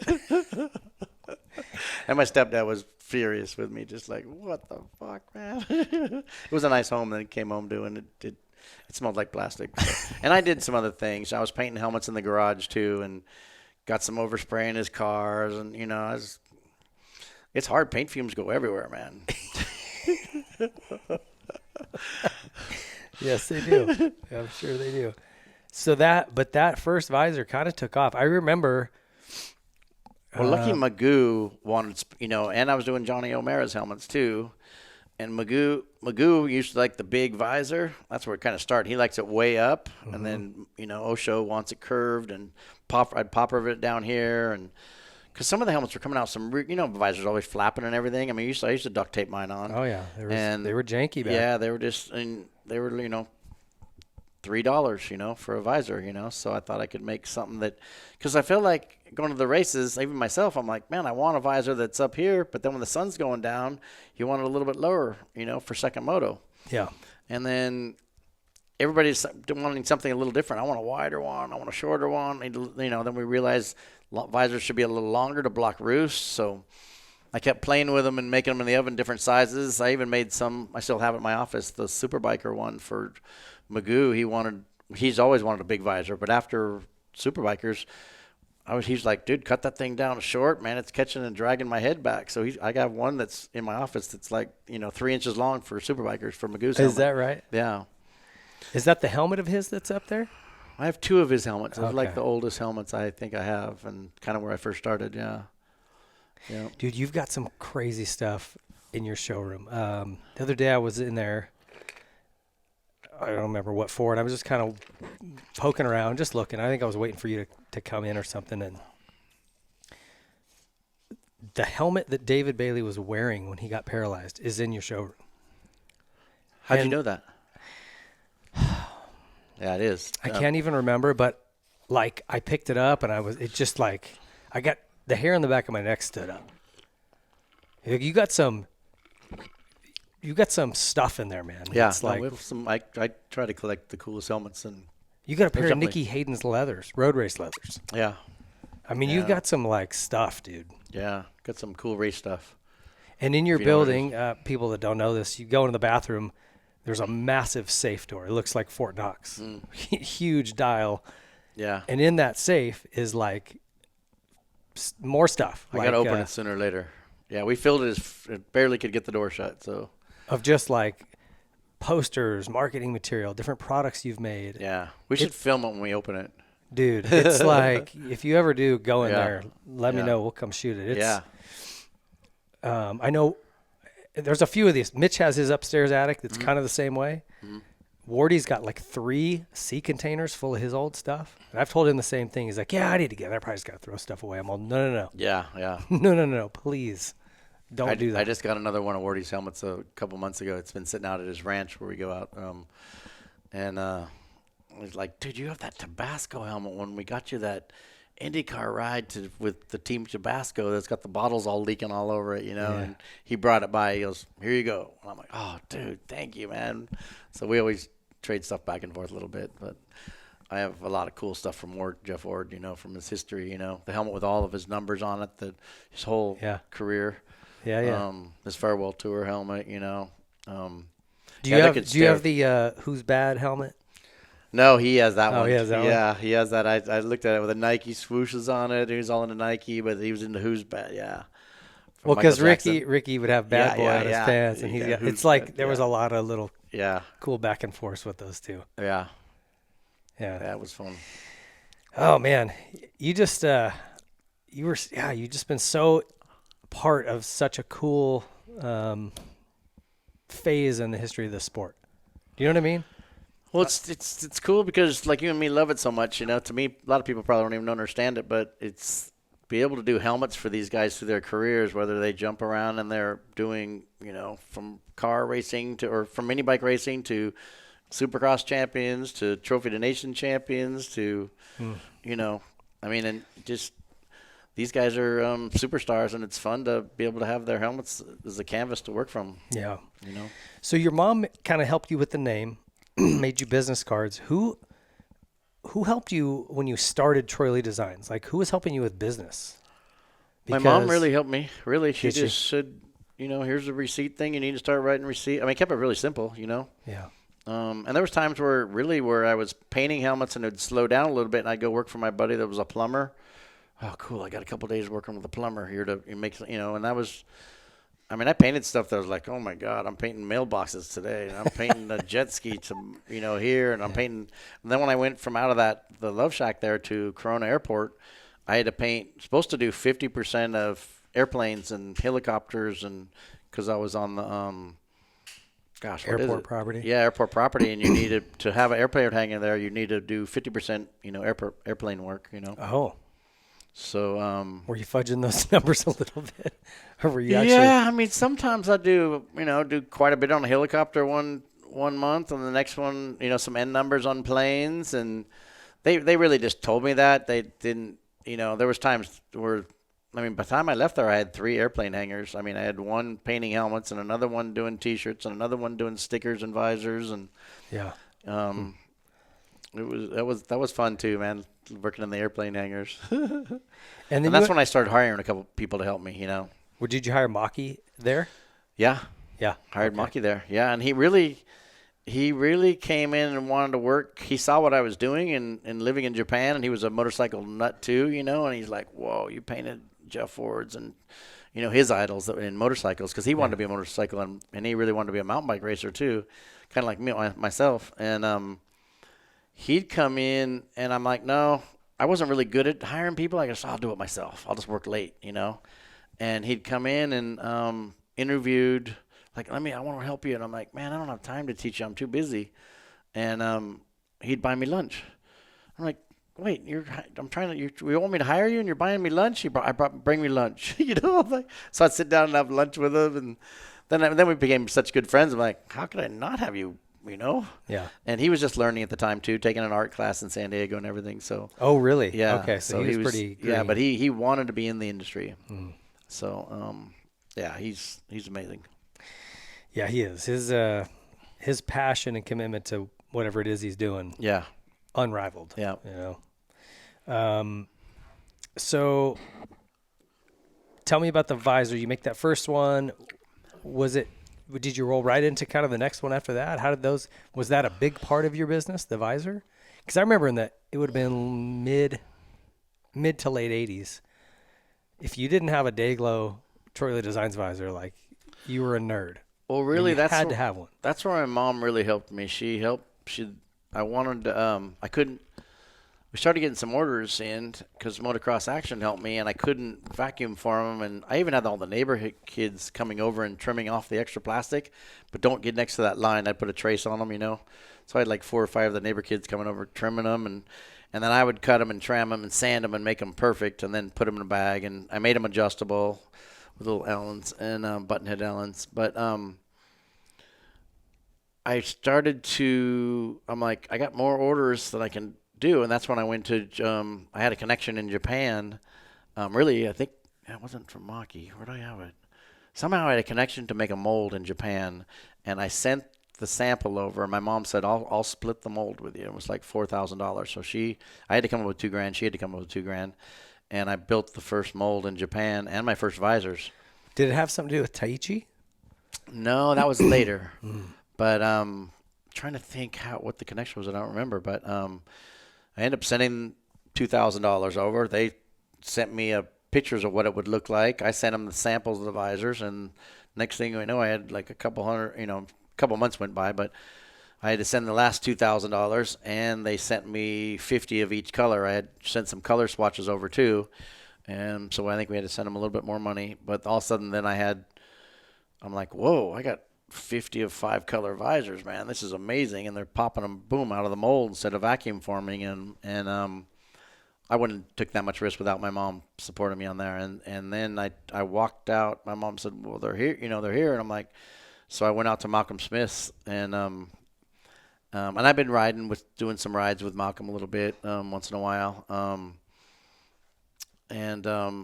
Walked him out there and really went into Wayne Cornelius's office because he was the buyer at the time. But Malcolm told me to come talk to him, and I said, they're going to be like, I think they were $10 at the time or something. And he shut me down. Really said, "Oh man, visor $3. We don't want to spend $10 on a visor, you know." So I walked back down the hall, and Malcolm was in his office, and Malcolm said, "Hey, how'd it go?" And I went, "Oh, it didn't go good." He said, "They're $10 is too much, you know." And so then Malcolm walked me back down to Wayne's office and said, "I want to place an order for 20 of each of these, and let's give it a try." Really? And I was like, whoa. I mean, just like walking out of there going, I was like, oh my God, I got to tell my mom it didn't go good, you know? And then I got to go walk out of there going, I got an order. And after that, it taught me something like, wow, man, just, you know, stick with your dreams and keep running, you know? So, did you know Malcolm? I mean, you said you did some rides. Did you know him pretty well? I didn't know him that well, but I've seen him on a couple rides and stuff and talked to him. And, you know, dude, I mean, him, when I went and saw the movie in Nevada City in, what was that, 69 or something, 70, 71, something like that. When I walked out of seeing On Any Sunday, to me, it changed. That was another, there's certain times in your life where you go, that's what I want to be. Yeah. I want to be in the motorcycle industry. I mean, Steve McQueen was in there. Yeah. I mean, huge idol. Bruce Brown that made the movie, huge idol. And Malcolm Smith was the star, and so was, you know, Mert Lawwell. When I went out of there, I went, this is all I want to focus on, motorcycles. It's the coolest sport in the world, you know, and I'm still feeling the same way today, man. Motorcycles are just such an amazing thing, you know. Yeah. Do you, this is a little off topic, but you work in so many different worlds, you know, street bikes, cars. You've done, like you did I remember you did the Notre Dame football helmets, hockey goalie helmets. I mean, anything that wears a helmet, you're involved in it. But is still motocross and supercross like nothing can touch that, or have you learned to appreciate kind of everything else that you're involved in even more? I mean, I love IndyCar because I have so many good friends there. You know, like working with Chip Ganassi on the team here, man. Me and him have been friends for a long time, and Scott Dixon really helped us out. I mean, it's starting with Jim Busby in racing, so I've been watching the 24-hour and the endurance race, and I went to, gosh, I can't remember what year it was, but I went and painted the fuel tanks at the Indy when I was about probably 17.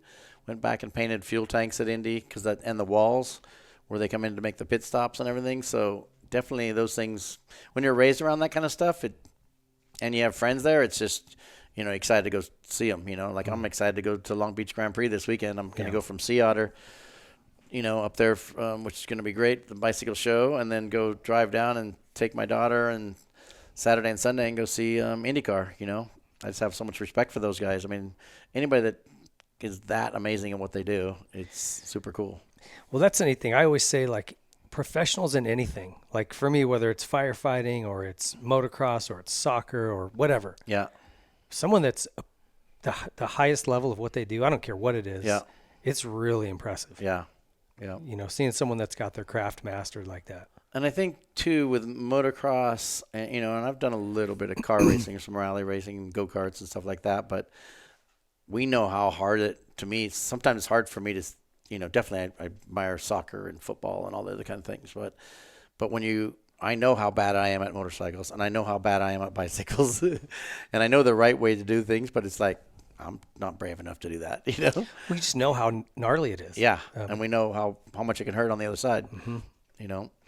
Yeah, it's and you can never explain that. That's what makes, I think, one thing that'll always keep motocross limited. You know what I mean? Yeah. There's a ceiling to it, but it also makes it like you're in a club, right? It's why I really like the name Whiskey Throttle, because if you're in a motorsport, if you know moto, you know what that is. Yeah. If you're not, you don't. Yeah. What's Whiskey Throttle? Yeah. Yeah. But it's like that same thing that limits our growth. Mm-hmm. Is also it keeps it like, oh yeah, you're in the club. You know, like you know how badass this sport is. Yeah, you immediately have a bond with whoever else is involved, right? Yeah. I think that's an interesting dichotomy to the sport. Like we always want it to be bigger and better. I feel like there's a ceiling because most people can't relate to riding a dirt bike. They've driven a car. They drive a car, so I can watch the Daytona 500 and kind of know, yeah, I could do that. They watch a Supercross race and they no idea. The closest thing they can relate to is they rode a bicycle. Yeah. Right. And it's not. Yeah. So anyway. Supercross has taken to what I love about Supercross is how they have opened it up to the rest. I mean, there's people that go to Supercross that have like never, I mean, like I took, my buddy Josh from Sony Pictures, he walked into the stadium and goes, whoa, wow, these are moviegoers. Let's figure out how to do something together, Troy. I was like, okay. But it's just, they do such an amazing show with the lights and the the flames, and it's just people that are there, just, it's intense. It's an incredible show. Yeah, it's beautiful. But those people, I don't know what the percentage is, a lot of them, they have no idea how hard it is. How tough it is. Yeah. Right? Yeah. You're sitting on the stands going, I think I can go through the whoops. Why isn't that guy jumping all of those? Yeah. What a pussy. Yeah. It's like, man. Yeah. That's cool, though, that, you get someone like that, a high-ranking executive, could come in and go, wow, yeah, maybe we're missing something. Yeah, it's a good place to advertise for movies. I wanted to talk about helmet design. So, like, in the 90s, and I guess it goes earlier than that, when you started doing helmets, 80s into the 90s. But I think somewhere like late 90s, they started doing, the helmet manufacturers were having their own designs, right? Like Bell would come with a design or whatever. And that was the beginning of the end of a really cool era to me, because one of my favorite things as a kid, looking at magazines, going to the races, was looking at the guys' helmets. Yeah. And it was like, if you had a Troy Lee Designs helmet, painted helmet, you had made it. And it was why I'll never forget that moment, sitting in your office watching you draw me one up. I was like, yeah, I got to ride with Mitch, but Troy's painting my helmet right now. Like, that is freaking cool. And I get it. I understand it. It's part of these helmet companies evolving, but like, that was the end of it, man, because they wanted to sell their designs. So they didn't want you painting your helmet. Then now the energy drinks kind of own that space, right? So you have to work around that. Yep. It'll just never be the same. What are your thoughts on that? Well, definitely I was at the right place at the right time. I mean, that's where my dad's going, how are you going to make a living painting helmets? I go, nobody does it, Dad. So, if I'm the only one doing it, I should be able to, be successful at this. And now it's gotten so that, half the time the helmets that our racers are wearing are also stuff that we're selling, but the manufacturers that's where, China and Vietnam is so good at those water decals and everything. I mean, just like, the graphics that are coming on the bicycles and stuff too. It's just, but it still starts at our place. We're still painting helmets. I mean, we do about, 12 to 15 custom painted helmets. And really it's the leading piece that starts to, we'd paint a helmet that's really bitching, and then we figure out how to make gear that looks like it or works with it. So I want to say it's 75% of our art direction starts from the helmet painting. Tip of the spear for your creative team. And even doing stuff with like Oakley. Oakley's been so amazing to work with. But I think why we do such a good job with Oakley is I'll sketch them up just like I do in a helmet, and then we go out there and we're hand painting the arms and then we bring it to Oakley, and we're not just giving them a flat piece of paper. We're going, here's the samples. And it's just cool to see those guys too. They put them on and go, whoa, these are cool. And then we push Oakley to try to go to the next level. They go, how are we going to do this? How are we going to put this in production? We're doing some new stuff right now. I go, you know what? Let's just make the glasses as cool as we can. And Oakley's going to figure out how to make it for production. Yeah. Put the problem on them to figure it out. Yeah. Do you kind of feel like, though, even though you are still doing some, it's like there's all these limiting factors, right? The energy drinks, I have this helmet company and they want this design, so I can't really do much. Do you miss those old days, or is it just, we've moved on to gear and it's just different now? I mean, those old days were tough too. There was a lot of times I was working like 2 a.m. for free to, do a bunch of helmets. So, I mean, I love working with even, we're doing some new helmets for Bell right now here. I don't mind. I do new helmets for Gabrielle from Alpine Star. I think it's almost pretty gratifying now that I'm doing a helmet for Cam Beaubier right now, or I just did a new one for Jeremy. Jeremy got it, and usually he takes Bell looks at it and goes, okay, let's do this as a replica. That's pretty cool when it gets to the shop. And I'm like, wow, we hand painted it, but now it's in production, and now there's, 5,000 of them. And that doesn't. So 2 things. One, I really appreciate your mindset, which is very like it's an abundance mindset, right? You're not like, hey, that's my design. You don't touch it. You're like, yeah, cool. If Bell wants to make you a replica, sweet. Like that's cool. It's like a compliment. Yeah. Some people wouldn't take it that way. Or I've seen there's companies that have really ripped off your gear design and started their own gear company. Yep. And I'm probably more angry about that at that person than you are. And I don't know if you know who I'm talking about, but yeah. I've taken up fights for you because I'm like, that's bullshit. You stole this from him. You did that, Yeah. And you're like, man, it's cool. Like, I'm more angry than Troy is. I get done with the helmet usually, and Bell's been, any of the helmets that we do, Gabrielle or whatever. I mean, they pay me too, going, hey, can we put these in? And I go, yeah, let's give me $10,000 and let's make production out of it. You guys make some money, we make some money, and I mean, for Bell, I've probably done. I mean, I did Tomac Johnny T replicas, a long time ago. But I as soon as I'm done with something, and that's why I think I'm still, my wife says, well, shouldn't you be, I mean, I got employees that are working for me that are retiring. I'm like, man, I still feel like I'm just getting started, I feel like, I don't know. I feel like as soon as I get done with something, even if it's a helmet for you or like the helmet I got done for Jeremy, I love the new one I gave him. But I'm like, as soon as I get done, I'm like, God, I could make that better. I know I could make that better. And that part hasn't left in me. And that's the part that, I mean, that's why.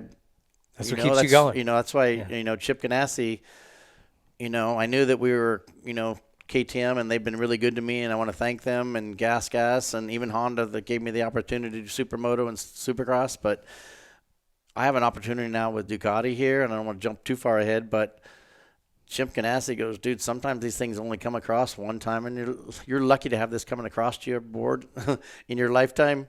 You better take this thing. And that's when everybody's like, why is Chip and Ganassi involved in what you're doing? He said, you should take this thing. And I go, man, I'm 64 years old. And I'm like, you're not done? I'm like, you're right. I'm not done. Let's do it. You help me, I'll make this thing happen. I'll help you, so.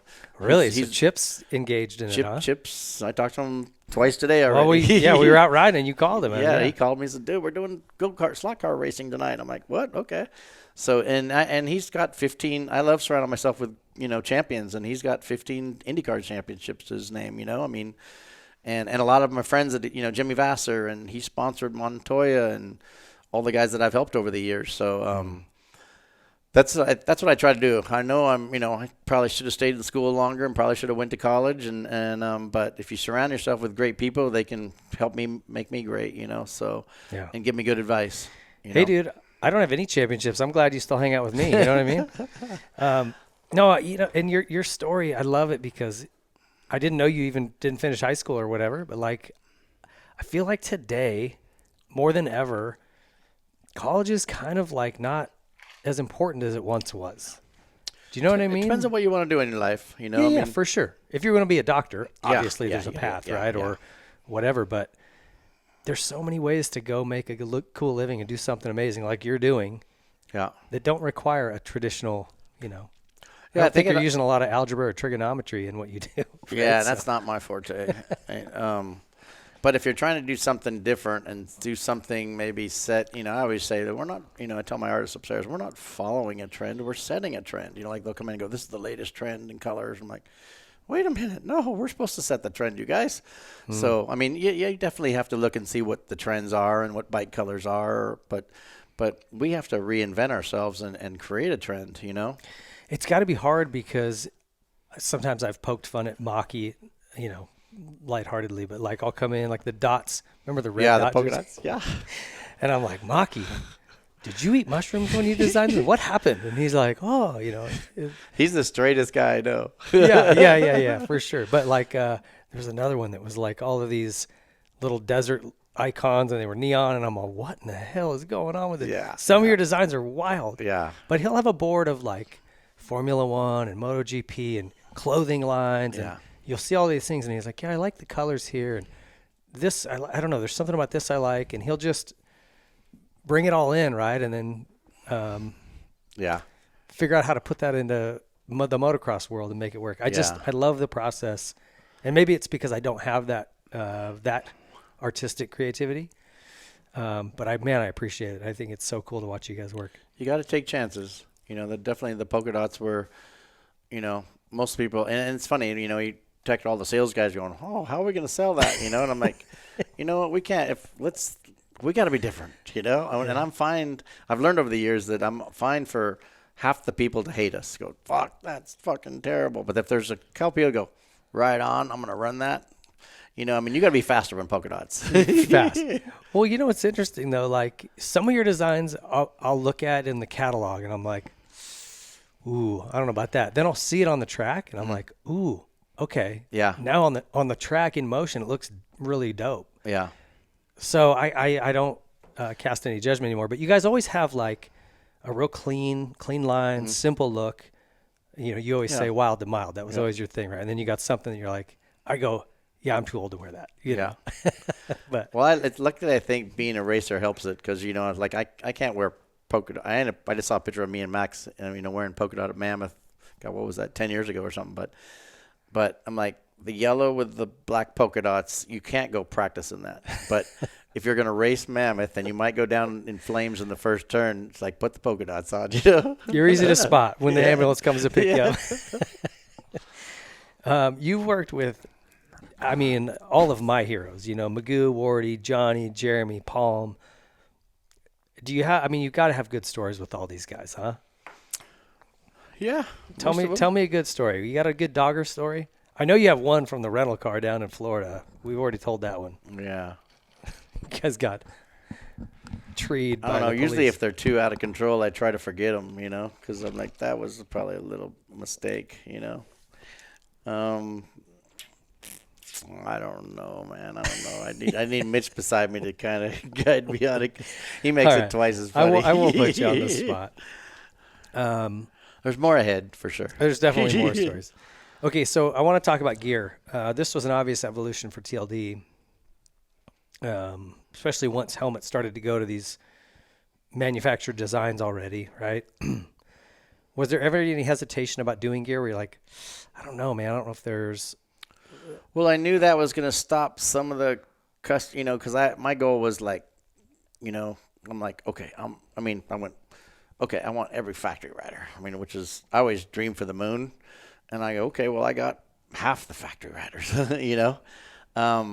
But I knew once I started doing gear, then it would limit me on, doing some of the helmets and stuff because then I'm a competitor to, I did Ricky Carmichael's helmets. I did, and I even did some helmets for Fox. And,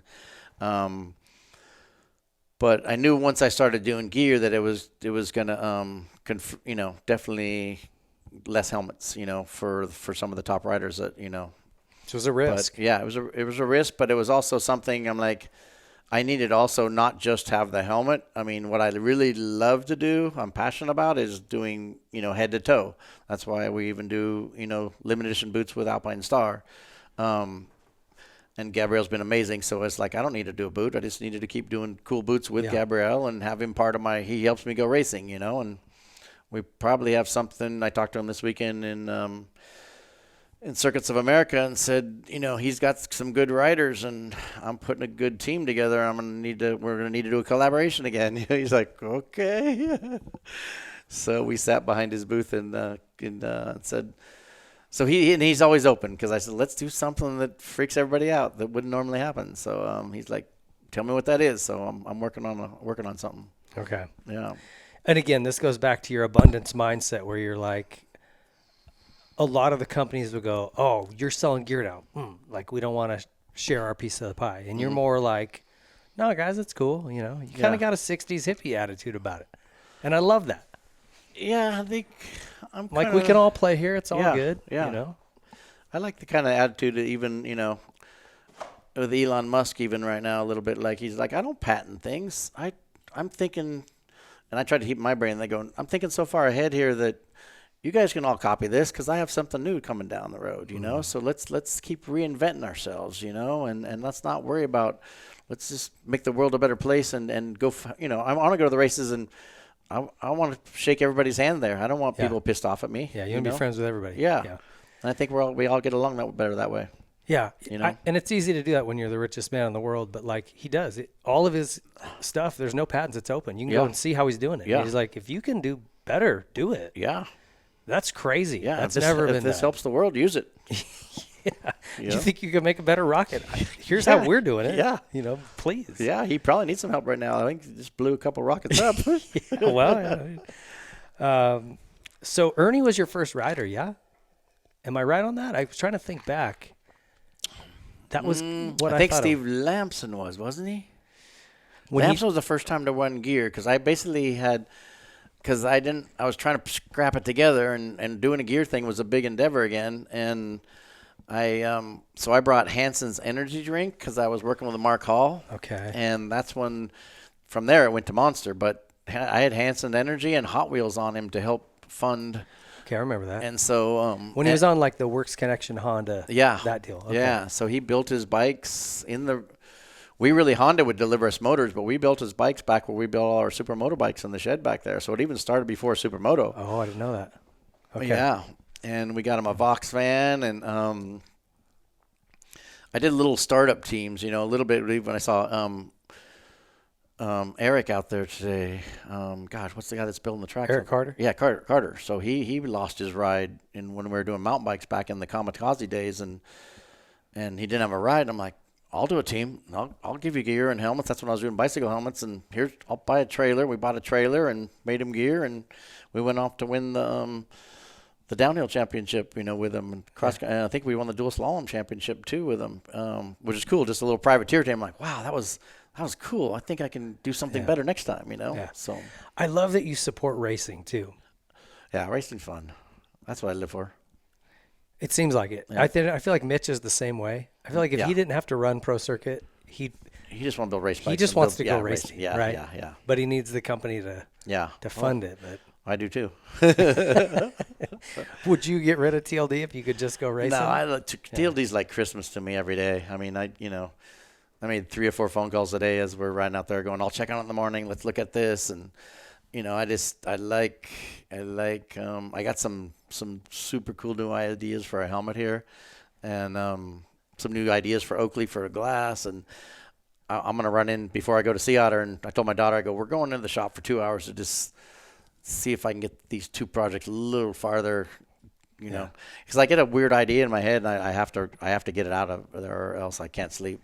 Do you have like a notepad by your bed or something? Because sometimes I'll think of something as I'm laying there falling asleep, and if I don't write it down, I'll forget it. Yeah. Whether it's an idea for a feature or just whatever it is, right? A guest for this show, and I got to reach over and scribble it down. Yeah. Do you do the same kind of thing?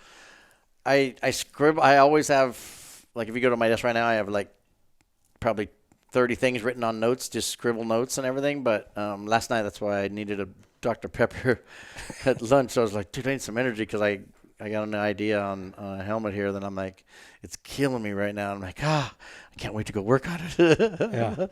So I love it. Those are the kind of things that keep me going. Yeah. And did you launch the mountain bike gear at the same time, or it came after Moto? Really did mountain bike gear first. Oh, did you? Yeah. Yeah, because I basically did I was working with Shoei at the time because I was working with Wardy, and Shoei was kind of the first ones I did replicas for. I did like Wayne Rainey's helmet, and I did I remember. I did replicas for Shoei for Wardy and a couple of the other riders. And I cut the top of, because Wardy always wanted open face, and then he kept coming by the airplane hangar, and I'm like, dude, your face is all skinned up. Yeah, I laid it down again. I'm like practicing, and I'm like, dude, you got to get a full face on, dude. You're gonna be worse shape sooner or later. So I kept cutting them down, made him a little nose piece, and finally I got him to wear it. So then Shoei sent me a jet ski was kind of booming. They sent me a jet ski helmet. And I'm like, I got it, and I'm like, jet ski helmet. Wow, this could be cool for because I was going up to the kamikaze at Mammoth watching how fast they're going. They're going 60-something miles an hour, Deaton and Tomac, and they're in Lycra with these little teeny, I think the Image helmet the Bell had at the time. And they came in with a little bit of coverage on the side, and it didn't have a visor on it, though. So I'm like, oh, man, it was just bad, I thought. And I go, I could make this into a mountain bike helmet. So that's what I did. I kind of took that helmet. Mike David, that's worked for me forever, man. We cut out a little bit of a visor and bolted it on. Then I put the time it was called Sticky Colors, and we did some little graphics on it. And then I started racing in it. And then I got Greg Herbal to wear it. And was that the D1? No, it was the teal comp, showy teal comp. It was a showy helmet. I was importing them from Japan because it was so back then Japan was like China. I was importing them and they were super cheap and putting a visor on, put them stickers on them, put them in a new box, and I started selling them. And then I made a fiberglass mouth guard mold, kind of like the Arai helmets, that bolted onto it, and so they had a full face and sponsored Lopes and. Was Lawwell racing at the time? Lawwell. My brother Kelly was even racing. Made him. So I made like Nicholas Voulet, and gosh, a whole bunch. Mike King, Miles Rockwell, Mike King. Oh yeah, Mike King. And put it on those guys, and then the phones were ringing, going. So then the same thing. I'm like, man, we got to make more of these things. So then I made an injection molded mouth guard, made an injection molded visor for it, and they'd ship me the helmets, and I'd put all the pieces on them. Kind of like a hop-up kit. I was watching Mitch where like you get a bike and put all the cool accessories on it. Yeah. So I was just doing the same thing with helmets. Yeah. And then I went, whoa, I need to make one of these in carbon fiber. This would be really cool. And that's when I first did the Daytona. Basically. Okay, Daytona. Yeah. And then it went from there. So now I'm working on the D5 right now. That's awesome, man. But I guess before we go to break here, I want to take a little break, but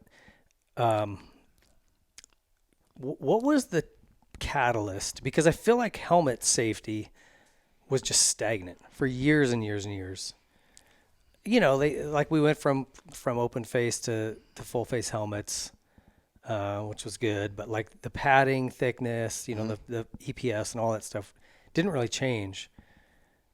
And then all of a sudden I feel like in the last 20 years, it's been like there's been a ton of improvement. Yeah. What do you think was the catalyst for that? And well, shoot, we used to be barrel racing, basically, And then we started doing. Supercross was a big influence on that because it's like if you don't clear something, you're a bug on a windshield, man. You're just pounding into things. But barrel racing was pretty flat, I know they started to get some jumps in some of the outdoor tracks, but I think Supercross really changed that. Just the head injuries alone, and I think as a sport evolved, where they got more money into it, and there was only. I feel like there was only 10 helmet companies at the back then. Bell was number one for sure, but now there's I don't even know how many. There's 50 helmet companies, and so everybody's trying to, and there is some really cool technology out there. I think MIPS is amazing. I think that, we just took our whole line right now and we don't even sell one helmet unless it has MIPS. I just decided since I bought the company back, I said, I need to cut anything that's not quality and we just need to elevate our brand to the next level. And I really believe in MIPS. And we're doing dual densities and just what I was thinking about last night. I can't wait I have some ideas here to make another helmet to a whole nother level here again right now. Because we basically need to make helmets that are, we need to build race helmets. I feel like we're building helmets, but we're not. We're building helmets for racers, but now we need to build. It just gets like that when a sport gets to another level. We need to build Supercross helmets, and this is an outdoor helmet, and this is, because you can make it better. Helmets. I shouldn't be saying this to the camera, but I think helmets. And really, I think helmets should be set up for the same helmet that I'm, like my son wears the same size, but size that I'm wearing, Dylan, but he weighs 130 pounds. Helmets should almost be set up for the weight too. Well, and speed. Yep, speed and weight. If you're a novice, yeah, your crashes are going to likely be different than high level pro, right? Yep. And this is another thing that I really appreciate about your perspective on safety. And obviously you love the art, right? But it's art and speed. And so you guys have that safety component, whether it's body armor or helmets. And, you've said before, like, dude, it's personal to me because I got my kids ride. I want him to be in the safest thing I can put him in. And so it isn't just dollars and cents bottom line for you. You're like, no, I still ride. Yeah. My kids ride. Yep. Like I have a vested sure that interest makes in this. you definitely gives those extra nights. I mean, when my son runs the starting line, I'm like, do I have the right elbow guards on? Do I have the right knee guards on them? And you're trying to talk them through it, going, dude, don't take chances. It's the qualifier. Just go. You're walking them through it and trying to give them that mindset. They're going, you need to be here at the main event. Let's get what it takes to get through to make it to the main event. Is our testing process flawed? Like, that's one thing I wanted to ask you. And I don't know what you can or can't say, but like the DOT and the Snell test, in my opinion, I feel like they're not in the best interest of motocross helmets. It's kind of like, and correct me if I'm wrong, but like, I feel like a lot of this stuff doesn't apply to what we're trying to protect our heads against. Yep.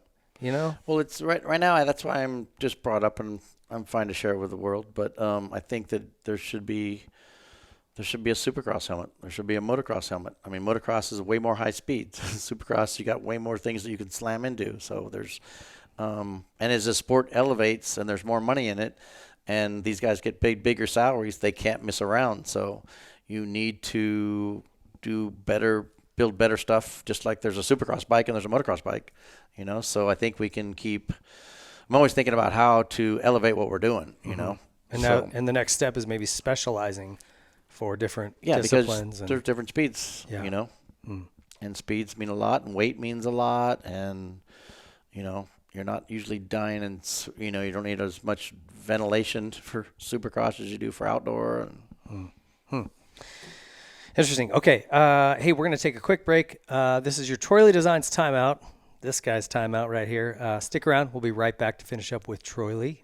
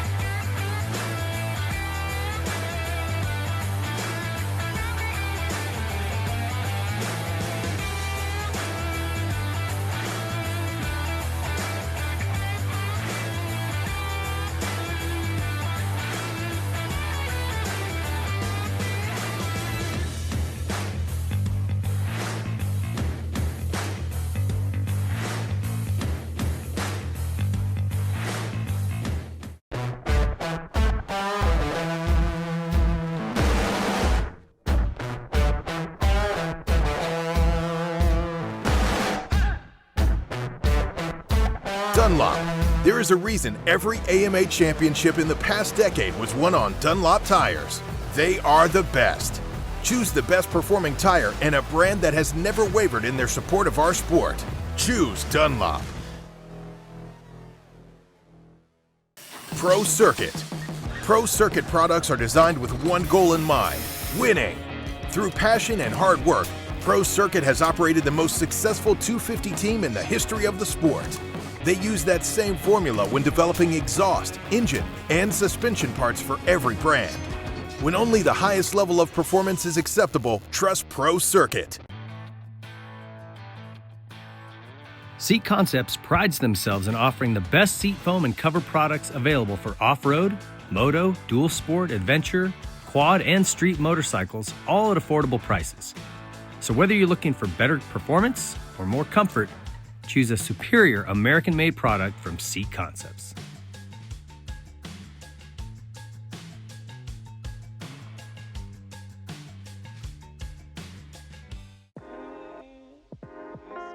Something from nothing. That's what Nihilo Concepts is about. It starts with a spark, an idea, a concept, which leads to a design, and finishes with engineered excellence with the highest quality products created with durability in mind.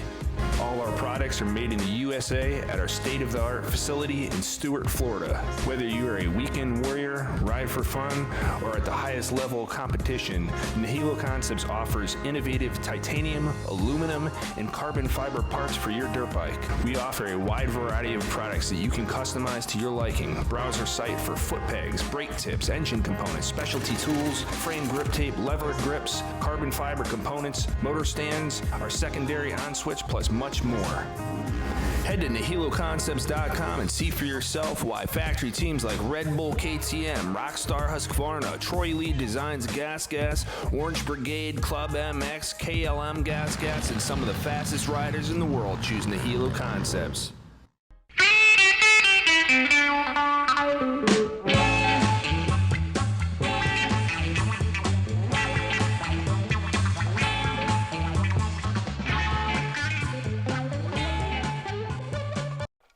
All right, everybody, welcome back. That was your Troy Lee Designs timeout. If you guys haven't been over to TroyLeeDesigns.com, get over there. The SE5s are out. The spring line's out. Troy, what else we got? What else is over there? I guess I should ask, horse's mouth right here.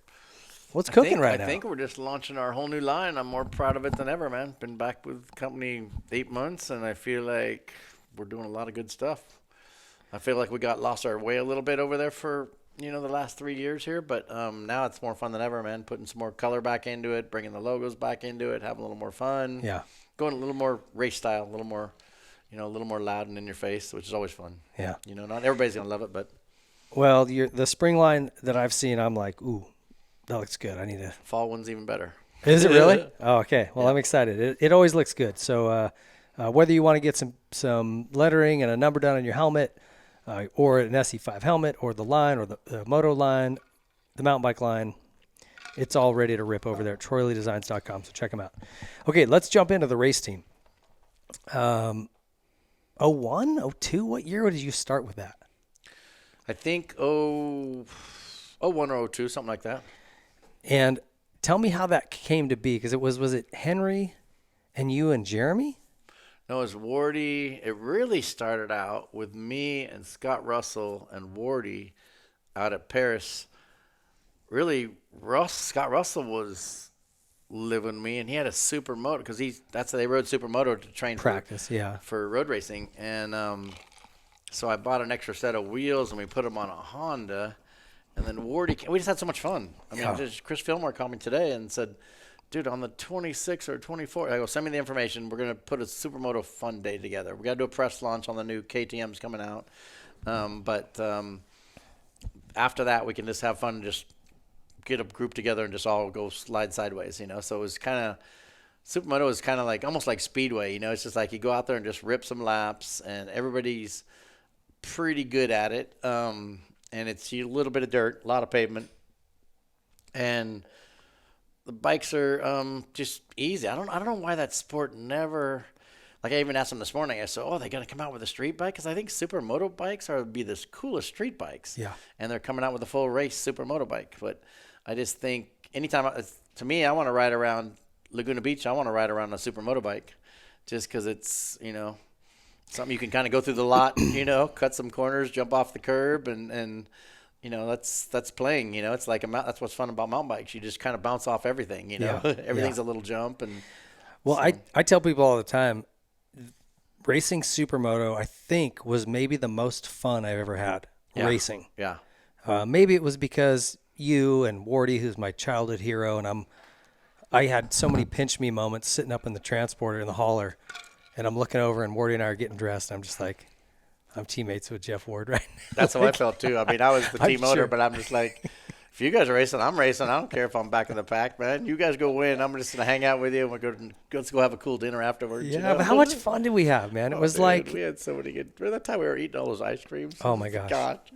We're like, okay, I'll go. We're like, we shouldn't have dessert, and we end up going to ice cream after dinner, a big dinner, and we just all got ice creams, and we're just laughing. It was like the night before the race. Like, this is not what you should be doing. But supermoto, we just had fun. It was like moto was in the beginning, you know, when you first started, and it was just, there wasn't all of the pressure. It was just fun, and you enjoyed the people you were around. You raced your face off, but then, what was it? Mitch was the guy that ran the KTM team, and he'd make brats and beers. Yeah. It's just so cool, man. Yeah, that was fun. Mickey Diamond rode for him. Yeah. Yeah.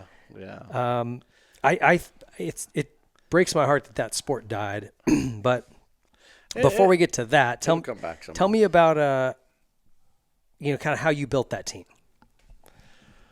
So you started off with Scott, but then how did it grow? Because I remember you guys going to like Laguna. Maybe that was one of the first championship races they had. Yeah. They put it on the schedule, and AMA was supporting it, and Red Bull was supporting it. It kind of built from the top down, which was a little bit of a mistake, I think, because they had these pro classes that, and it's always good if it can start from the bottom and kind of grow up and be a little more organic. But they said they were putting a 8-race series together, and we went out and played a little bit, and I said, well, I'll buy some bikes if you guys want to race. And Wardy's like, Wardy's a racer, man. Yeah, if you build the bikes, I'll race it. They got a purse up there. And really, I want to thank Paul Crandall. He came in from Red Bull and sponsored our team, which I've been with for 22 years. And really, just last week, I signed another 3-year deal with Red Bull. They've been huge, always, and I love Red Bull because they always think outside the box. Working with Jeremy Malotz is amazing because he's like, every time we do something crazy, he's like fully for it. Let's do it. Like we've done so many crazy things, like winning Anaheim when they canceled it. I mean, I hired Justin Barsha to win Anaheim, and then they canceled Anaheim. Like, what? No way. We gotta go. We'll do a fake win. We hired that was the torches. so cool. Yeah, it was so fun behind the scenes too, because I didn't realize Jeremy's never landed in a puff. One of those. What is that thing? That big inflated bubble that you got to land on after you do the ramp? Like a foam pit? Yeah. Or, no, it's not a foam, but it's the air. The foam landing. Yeah. And so he got freaked out. I'm like, dude, I've never landed on one of those pillows, those giant pillows, So we had to hire a freestyle guy to go out there and talk him through it and everything. And it was just, I could see it. Then I'm like, yeah, if you're just jumping a ramp to a pillow, you're going to land to some drag. Go, how's this going to work? Yeah. It's like landing on a waterbed, Yeah. But you guys got me. Like, I saw the thing and I'm like, did I miss Anaheim? I'm like looking at my phone. I'm like, wait, what day is it? You guys got me. Yeah, it was fun. I love doing that kind of stuff. And then to come back and win the first one in Texas. Yeah. I was like, oh my God, man, I did something right. Yeah. So, but yeah, Supermoto, starting with Supermoto was kind of a blessing because from there we went and, then we had that big in 2008, the economy crashed and dealers were closing down and everything else. And Honda said, man, we're cutting the budget for Supermoto, which wasn't much, but they said, we'll give you bikes for Supercross. And I said, for West Coast. And I went, okay, I got a dyno, I got mechanics, I got a trailer. I'm like, it was kind of, half the stuff was sitting there. So I said, let's try it. And I remember going to the Supercross going, we made it to the night show. We're trying to make it to the night show with Gosler and some of the guys that we had. Justin Keeney. Yeah, we're like Gavin Graysick. We're in the night show, man. Yeah. That's cool. We've come a long ways. Now I want to win the night show. Yeah. So I kind of want to go through that evolution. So you guys won. Did you win the first year of Supermoto? Yep. I think you did. Yeah, we won the first Super. 40. Yep. And you guys you guys and Graves Yamaha, and then that KTM. Can't remember that outfit out of. Wasn't initials or something? Yeah, It was Mitch. Yeah. Gosh, I feel bad. I'm not remembering it now, but Mitch Hansen. Yeah. Great dude. Yeah. Awesome. He ran the KTM team out of Wisconsin, I believe. And anyway, there was some great teams. Kerry Hart had one, but I remember the first one I did was Reno, when Wardy's bike wouldn't start. Do you remember that? God, that put us out of a championship. Wardy had this thing wrapped. Yep. He won all year. And then the last round was two things. Reno, it was a city block of Reno that they shut down, covered in dirt. Yep. Like, I showed up, I couldn't believe what I was seeing. Yeah. I'm like, how do they do this? Mark Peters built the whole thing. That's Red Bull kicking in saying we're changing the world. It was wild. Yeah. And as far as the event went, really cool. Yep. But it was double points. So Wardy's bike stalls. I remember I came by him and I'm like, oh no. Couldn't get his bike to start. He ends up losing the title because of it. As a team owner, I was just like devastated. I was like, oh, how could I let this happen? Jesus. Well, it was early with 4 strokes. They were tough to start.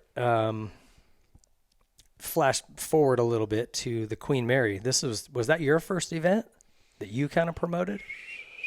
I helped a couple of them, but that was the first one I totally said, I'm going to do this thing, which was big endeavor. And it was probably one of the scariest things I did, because it was a lot of restrictions. And when you got people, and I was racing it too, which was, I shouldn't have raced it too, but.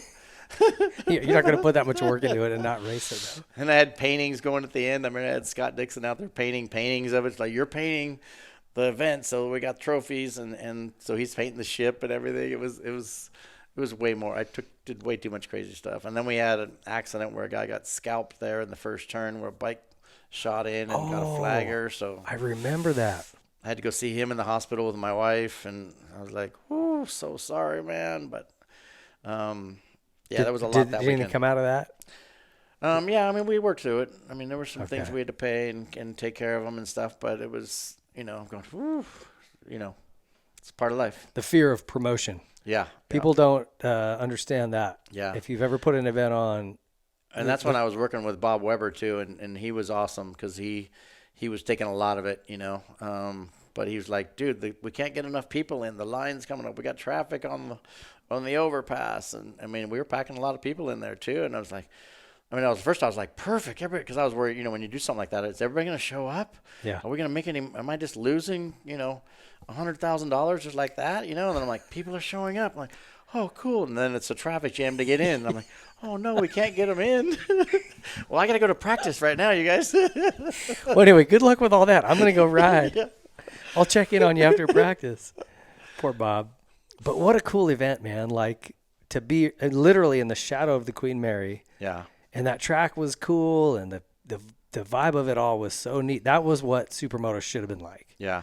Unfortunately, some of them were just like in a parking lot or a go-kart track. But I remember having like 3 or 4 meetings with the city of Long Beach, and they were awesome. But when you go to a meeting like that, you got to try to explain, what are you guys going to do? We're going to ride these motorcycles, and we're going through this tunnel, and we're going to, and I mean, just to trying to explain it to the city, it's just like it was like I'm from another planet, man. Where'd these aliens come from, Yeah, they have no idea what you're talking about. Yeah. Well, I actually won that event, which got me a ride with you guys the next year. Awesome. Rode for you guys in 07 and 08, then managed the team in 2009, kind of helped you guys with that transition into Supercross. And I wanted to ask, before we talk about that, is like the death of Supermoto. To me, it was like there was something with the AMA. They mismanaged the money that Red Bull was giving them. Do you remember that? Like they took some of the funds and put it towards dirt track or something, and it pissed Red Bull off, and they're like, all right, we're out. Then the economy crashed in 08, the housing market deal, and then X Games pulled it out. Mm-hmm. And it was like the sport just couldn't handle all three. Yeah. Yeah, it was, I definitely think the economy crashing was the big one there because nobody wanted to give bikes anymore. And, I'm sure there was some more stuff behind the scene that I wasn't even aware of, but it was just but I look at it as a positive because it caused me to go Supercross racing, and I don't think I ever would have put a Supercross team together, So that's when I hired a couple guys and went, well, I love racing. Let's figure out how to get, I had half the parts there, and I said, let's go Supercross racing. And so we started out there and did West Coast, and it was super, I was trying to excite myself, and it was definitely exciting for me to pull something together, and I felt proud to pull into the pits and have a couple riders, and then we expanded with Ben Townley to 450s on some outdoors and stuff too. And I think I just like I see like a path and I go, I can do this. And then there's all the obstacles along the way that you got to dodge. And I think I like that where you're like, I'll figure out how to get to the front, Yeah. So that's my goal. I look back on it, and I don't know if you ever really think about this, but 08, you guys kind of pieced it together. You did West Coast Supercross. And like you said, you were just like, we made the night show. Yep. 09, we had Blos, Jimmy Albertson, Jake Moss, and Sean Borkenhagen. Wow, you remember all, yeah. And we had nights where all 4 guys were in the main. Blos would be top 5 almost every weekend. He did really well for us. Mossy almost won Salt Lake that year. Do you remember? Tipped over with like a couple to go. which was kind of his MO. He was faster than freaking anybody, but he would crash. And then the following year, you had Wilhon and Cole Seeley on the podium. San Diego, they were second and third. And then outdoors, Ben Townley was on the podium in the 450 class and damn near won Red Bud. You remember that? We won a moto, I want to say. Yep. And he had the overall wrapped up till a half a lap to go. He washed the front end. Yep. So in 3 years' time, you went from just hoping to make the night show to almost winning the 450 class at Nationals. Yeah. And we were doing it on a sub-$1 million budget. Yeah. Well, the funny thing right now is, so basically, I looked over at Ziggy, you know Ziggy from Factory Connection. Oh, yeah. So they were the A Honda team, and we were the B team. Mm-hmm. And every time I'd look over at them, just going, God, I want to kill these guys. And now I talk to Ziggy almost every other day because I've hired him to help me do this Ducati project. Mm-hmm. So it's funny that we both, he goes, Troy, I used to look over at you too. Goddamn, he's the goddamn helmet painters, man. Beat us. How am I going to explain this to Honda? We're the A team, they're the B team, and they beat us. And even Ray Blank would, and he, you know, Ray Blank was awesome from Honda. He'd like, Troy, it doesn't do good when you beat the A team. I'm paying these guys a lot to win, and now I go, well, what do you want me to do? You know, dude, in 09 and 10, we beat them regularly. Yeah, yeah, regularly. Like I'm sure they hated us. yeah. No, I used to look over and we just would look at each other, and just give each other the evil eye. And now I talk to him, you know, a couple times every week. Ziggy's a legend. That guy's really tightened up. I think he's a good ingredient to have here on the new path that I'm going towards. 100%. Yep. I'm just really proud of what we did because when I look at what we were doing at the budget wise and the way we did it, like we took a policy out to cover Ben's bonuses and everything else. Like, oh, we're on a shoestring budget. Didn't we have Lopes like being the trainer? Or Lopes was helping Seeley. Yeah. Will had his own trainer. Yeah. Fedora. I just remember Lopes someone out there rolling the guys out and stuff too, and I'm like, to me it felt really cool because I'm like, dang, I got all my friends here, man. Yeah. You're there, you know. It's like putting a group together that you enjoy. That makes it so much fun. I mean, you're driving to the race going, dude, I get to hang out with all my friends. Well, we had the funnest group. I would say in the 2 years I was there, 09 and 10, Maddie, who was an incredible engine builder, proven moto, just really, really good. Clint Backlund. Yep. Matt, who is, we had a great group of guys, right? And we had so much stinking fun. Remember the push-up game and just all the dumb little things we'd do. Yep. We would bet each other, like when somebody was doing an interview, hey, say this word. You got to say sperm whale. And he'd have to work that into his answer, you know. Man, I was, feeling like a sperm whale out there, but I loosened up. You know, they would just work it in. And anyway, we had so much fun. And I think when, once I left and TK took over, he got a little more serious. And it probably needed to. Yeah. We were a little bit of a loose program. But damn it, we had fun. You know? Good times, definitely. Man, what was there was a race, a supermoto race we did in Salt Lake. Might have been 2010, maybe 2009. And remember, I think Wardy and I both won. And so we were all having a good time. And you guys rolled the Rhino or the Mule. Do you remember that? Oh, yeah. And we got kicked out of there. Yeah. And then we went karaoke. I don't know if you even made it to the karaoke singing that night, but we took Bob's car. We stuffed his tailpipe full of rocks. We took all the floor mats by the front desk and laid them over the top of his car. And he got up in the morning to go to the airport. His car wouldn't start. He had all these mats laid out over the top of it. That's right. We rolled the Rhino. Who was I? I think you and Wardy. I think it was with Hanson. And we rode all the steps down the back of the stadium, and we had a little bit too much. But and then a guy on a motorcycle I knew was leaving. I'm like, I got to get out of here. So I jumped on the back of his motorcycle and left because I was like, I can't be here.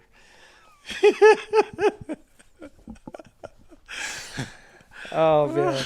Those were such fun days. I remember they're calling, did you leave, Troy? The Rhino flipped up. They're looking for you. I had to get out of there. No, man, I'm not there. Someone stole it. That must have been somebody else. Yeah, I mean, I understand, like, things had to get more serious as you get to a higher level, but we had a good time. Yeah, I was involved at a really fun time in that team. Okay, where are we? Holy cow. Progress of the team. So take me through sort of the evolution. After I left, Sealy, you guys got your first win with Cole. One Anaheim, what a dream. Yeah, I mean, you guys had some really good growth through that period of time, but also you have to appreciate like what a guy like Mitch did. It's not easy to go win races and championships, right? I mean, he's amazing. So when you look at him, like really coming in with that first team that year in '91 and just kicking ass, and then year after year, and he's on a bit of a drought right now, but it's not easy to win titles or races, huh? I mean, and you know, that night you got to be the best in the world. I mean, there's only one person that gets that credit, and Mitch has got a lot of those. I go over there and see his door with all those number 1 plates on it. I'm like, dang, what do I got to do? You know, and we went through that. I mean, I love working with Mitch, but when I had Mitch building my bikes, that's something I realized too. I'm like, it was really Chip Ganassi. He goes, dude, we couldn't put on the pole. We ran Penske shocks, you know. He's like, we got to have our own. Penske can always make me. Mitch is that, you know, and Mitch, I love Mitch, but we switched. I said, dude, we can't have him building our motors. We're always going to be second. Yeah. And once we started working with, you know, Matty was starting to build our bikes, and we go, we got to do them our own. We got to get our own dyno, you know, because that way we got a chance of winning. Yeah, it's not in his best interest to make your bikes faster than his. Yeah. We're not going to get any special. I mean, we're going to get good treatment, but not special. You need to be special to win a championship and win, you know, races. Yeah. What about the switch to gas? Talk about that. Working with the KTM group. Yeah, it was an opportunity. They used to be my distributor, so I had a little bit of a soft spot in my heart for them because they were our distributor in Spain. So I was really familiar with gas, and I know with KTM, you know, Ryder, sometimes we were a little bit too much of the fun team. We needed to be a little more serious. You know, Was that per like Roger or Pierre, Mr. Pierre? Mostly Roger, and I understand that. He's definitely more serious than I am. And then when this opportunity came, he goes, you can be a little bit more fun with this team. And I says, if you give me a 450, help me with a 450 rider, because I wanted to see if I got to keep growing, you know. And they said, okay, let's look at that. And that was the big turning point for that. They said, we'll help you to get a 450 rider, and I'm like, okay, now we got a 250 and a 450 rider. Now that's a serious new move. Yeah. And getting Barsha was amazing for us. He's been really good for us. Barsha fits our brand. And, totally. Yeah. And so it was super good. And then, you know, them struggling a little bit here in the last. I kind of saw it coming. You know, Max, my son, was running the team, and Max is like, it's getting tight here, man. We're not getting the testing we want and the development, and then that's when I started saying, no, let's start looking around, because it's not feeling like it's getting better each month, you know. Yeah, so that's where we're at today here. How cool was it at Salt? Were you at Salt Lake last year? Or Vegas? Sorry, Vegas. No, I wasn't there, but no, that was such an amazing way to end, man. No, that was something I've been dreaming for. Pierce is such a great dude, and you know, I was just so happy for the team and everything. They needed that too. It was really, you know, tough times, and Pierce needed that. We know he's plenty capable of it. Just trying to pull it. You know, it's funny how you have some riders that are just plenty capable of it, but it's like, how come we can't get this done? How come we can't get this done? And that night was just like, I was screaming in my house with my kids and my family, and I got a phone call from the podium, and it was just, you know, like, Pierce like, yeah. I was just like, oh gosh, this is what dreams are, you know, made of. Dude, it's all worth it. And we were having this conversation with McGrath earlier today, just about how it is so hard to put all the pieces together to become like a guy like Jeremy was, you know. Yep. It's very, very rare, and not everybody. You could be incredibly talented, and doesn't mean you can go out and win championships or even races. It's so freaking hard. You got to be so lucky too, and you got to just be able to keep making these jumps. And like where Jeremy would come in and just go to the next level, go to the next level, go to the next level, and then there's there's not many people that can keep doing that. Bring that up to such. Yeah, Jeremy was Jeremy, Ricky, those guys are. But Ricky, when he went to 450, man, he struggled a lot. Yeah. I felt so bad so many times. I was like, oh, he's so fast, man. But then when he finally got it, that's why I even thought about Malcolm. Malcolm getting his first win, I go, gosh, that's going to put him on fire. He's going to be 5% better all the time now. And it hasn't, I think he's going to get some more wins. But, sometimes that first breakthrough just makes them go, they're mentally just going, the mind is the strongest part of the body, and going, I can do this. Yeah. I belong here. It's just such a damn hard sport. I was bummed. I was so stoked for Pierce at that race. And then when he went to Star, I was like, ooh, this is going to be his year. Yeah. And it looked like it was going to be until he got hurt. And, and again, I go back to this sport as just being. You got to be lucky. Whew. Yeah, I don't know if it's totally lucky, but I mean, you need to be, gosh, I know. Just he's another setback. And I know how that feels. That's why I'm painting helmets. I kept making, I go, dude, I made $300 this weekend, bitch, and I'd race Ascot, Corona Raceway, then Saddle, wherever the biggest purse was on the weekend, and go, bitch, and I made $1,000 this week, and then I get hurt, and I'm like, well, good thing I'm painting helmets, Oh, dude, it's brutal. This sport's so brutal. Okay, so let's jump ahead. This is our Seat Concepts hot seat question. Seat Concepts, you guys need a seat cover, a complete seat. They make their comfort seats for dual sports and adventure bikes that are incredible. Check them out. What updates can you give us on the Ducati race team? You mentioned that the Red Bull thing is kind of signed, sealed, and delivered. There was a lot of chatter about that because Ducati is monster globally. Mm-hmm. But to me, it just seems like a really good fit. So I was stoked to hear that. What updates can you give us on the race team and how things are looking for 2026? And I want to hear, obviously don't, I know there's some things you probably can't say, but I'm curious to just hear what the updates are. And are you surprised at all the Ducatis jumping into this? Like I see Triumph and Beta and all these brands and I'm like, whoa, is there really this much market? Is it just sort of is it more like a marketing expense knowing they won't make the money back? Like, it just seems crazy to me. Our sport isn't that big to where we have all of these brands coming in. And I'm not complaining, but I'm kind of scratching my head a little bit. Well, I think racing shows the pinnacle of the sport and shows, is the big marketing thing. But I think, they sell a lot more dual sports out there. Mm-hmm. I think that's where that's where the money's made, because you're not sponsoring a bunch of dual sport guys, but you need that race image to sell dual sports, and Ducati's such a racing brand. And so far they've been amazing. I can't say too much here right now. Red Bull, I do want to thank, Ducati and Monster for coming together here, because I know that we thought we were going to have to be Monster for a while, and I feel like we never really left with Red Bull. I mean, I've been talking to them the whole time, and I just feel like I have, 22 years with them. So I think they made a really good choice, and I'm glad that we hung out and said, this is where we really want to be, and I want to stay here. When you find a good partner like them, they've elevated my brand and elevated everything I've done. They're a partner that I can reach out to and say, hey, I need some help here. And definitely on the marketing side, we've done some really cool marketing stuff together. So I think we're going to have a lot of fun in the future.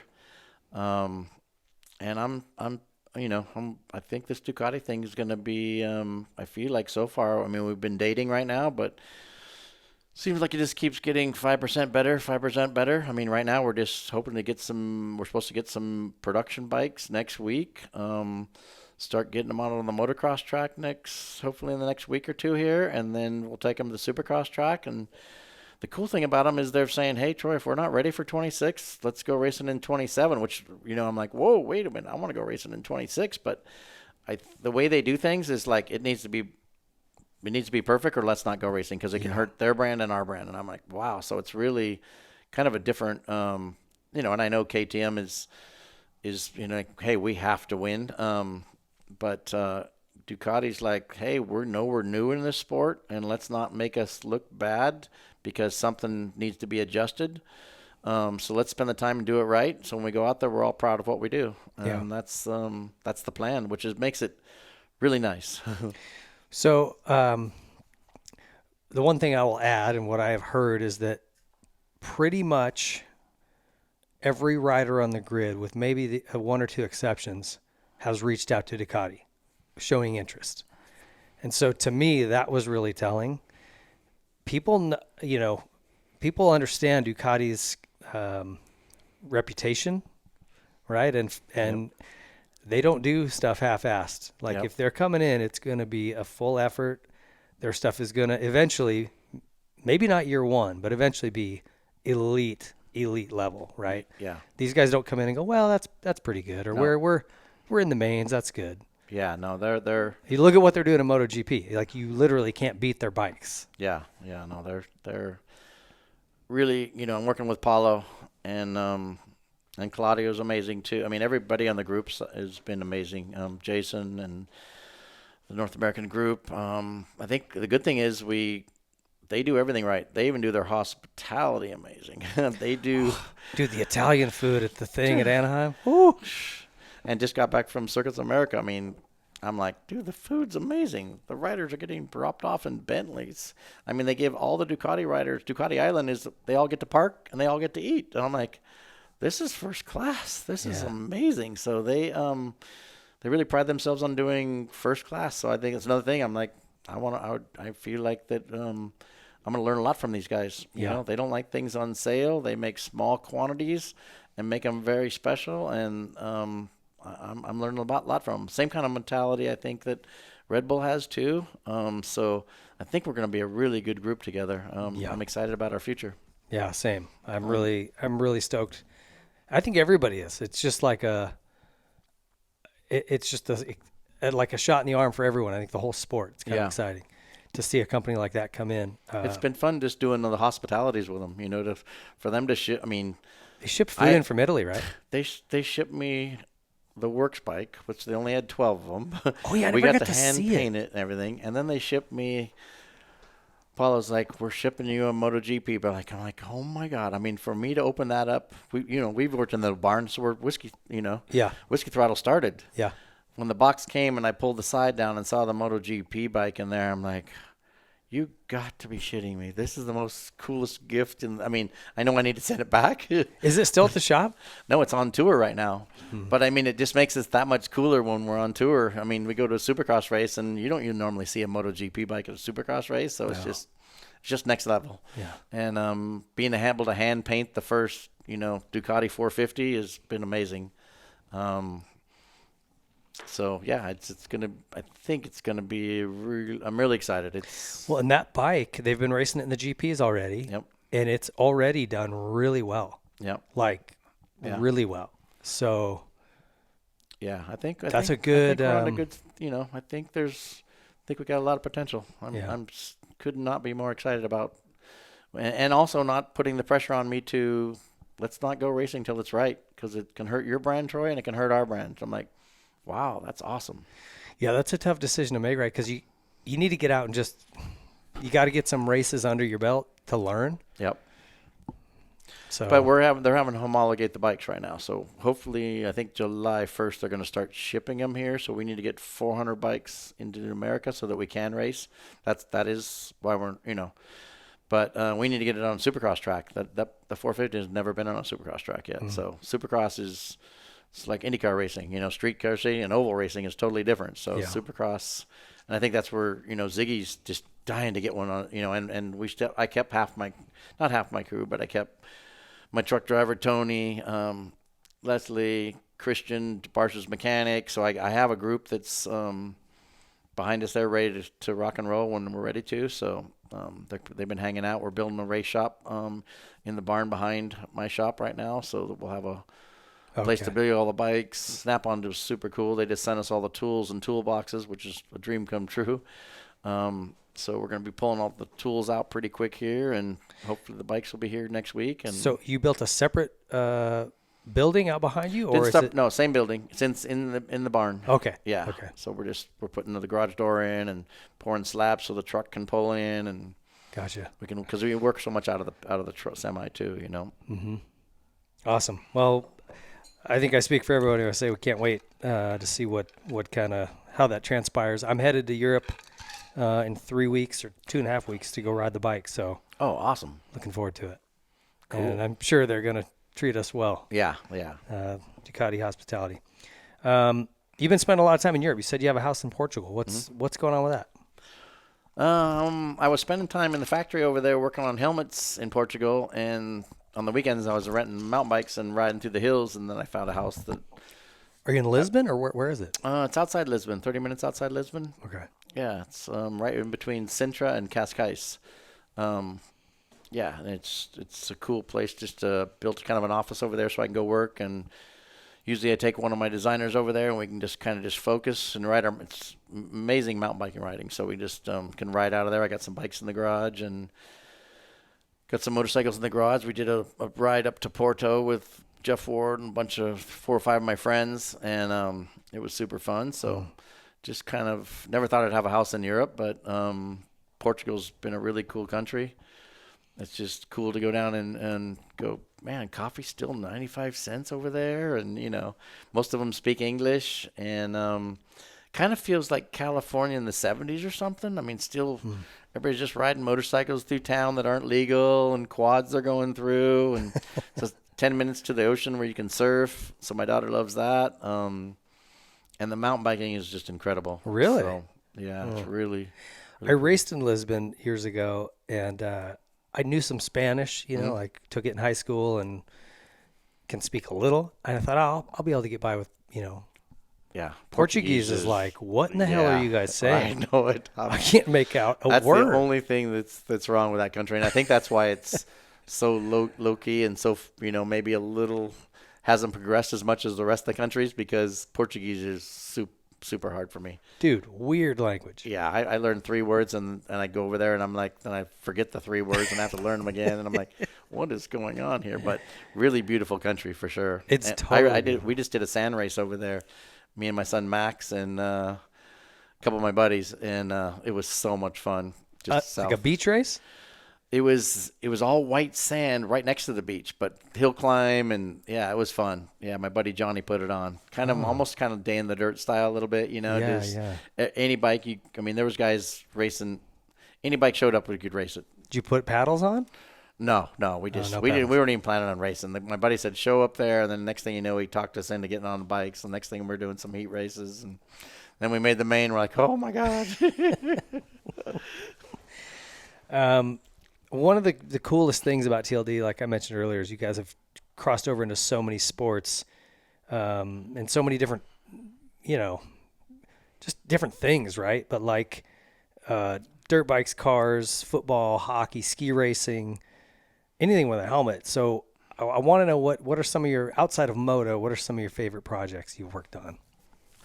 Definitely the Notre thing that I did with Adidas with Notre Dame, Al Van Noy, a good friend of mine.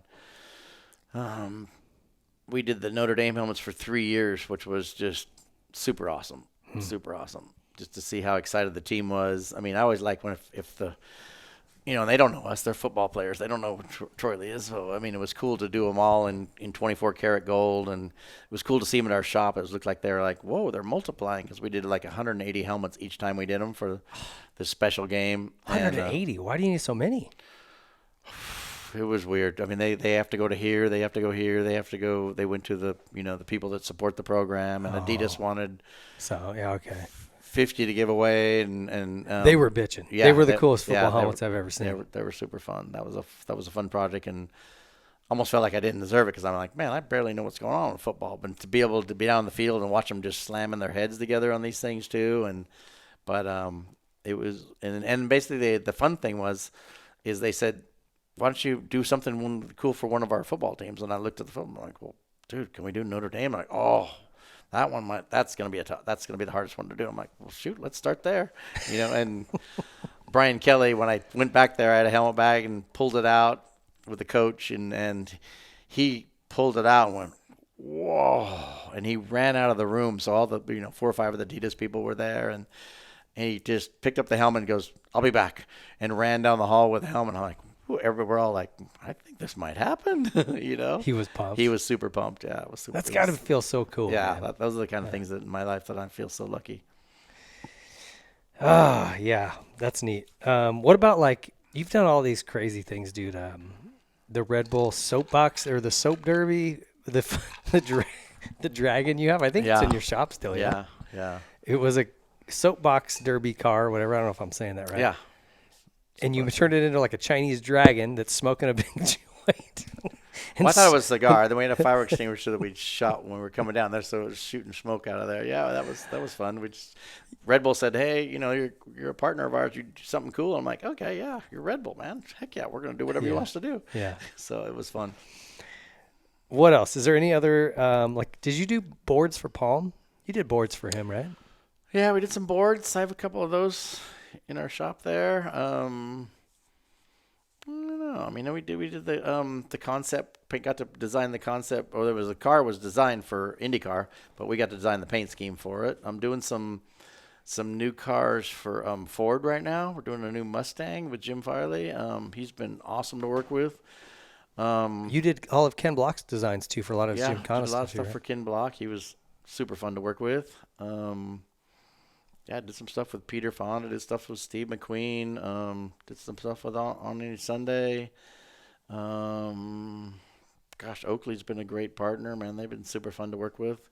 PPG, I'm working on some new colors with them right now, it's fun working on colors because it's hard I have a vision of it, but it's like, you know, I'm like, I want a fluorescent turquoise. They're like, well, give us a sample. I go, no, you guys need to make it. I know what it looks in my mind, I know what it looks like, but they're like, well, just give us a sample and we'll match it. And I'm like, no, we're trying to invent this color, you know?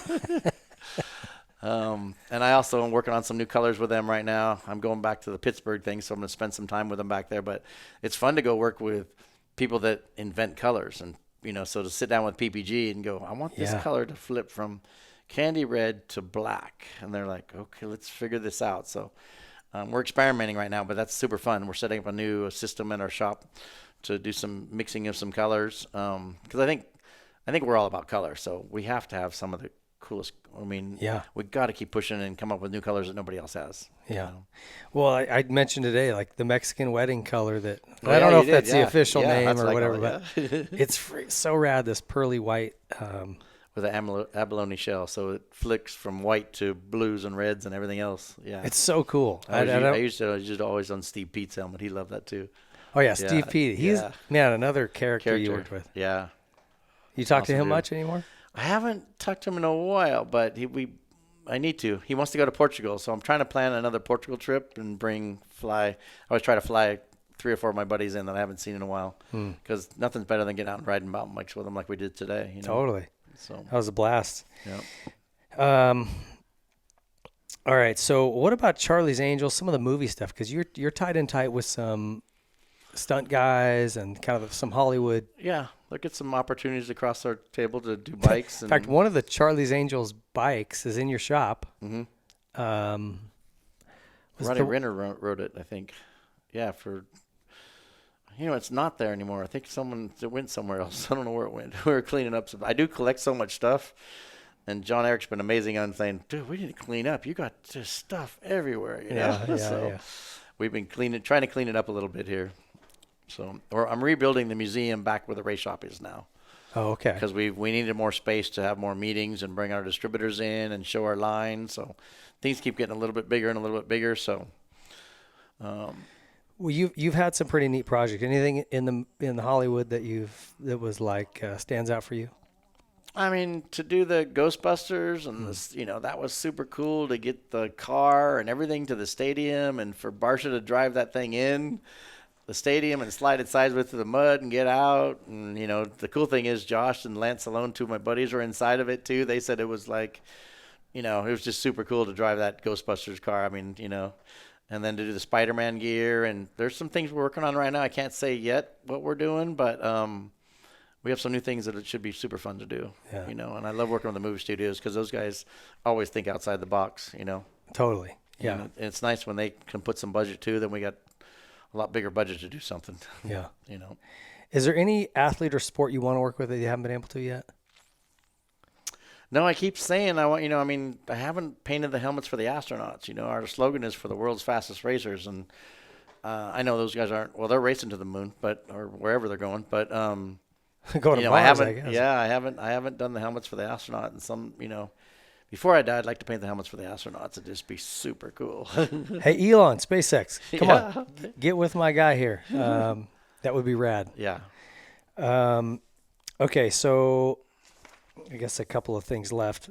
We got our Ethica Fit Check segment. They always hook our guests up with some underwear, socks, hat, some swag. I've got some Whiskey Throttle stuff too. We'll get you before you leave.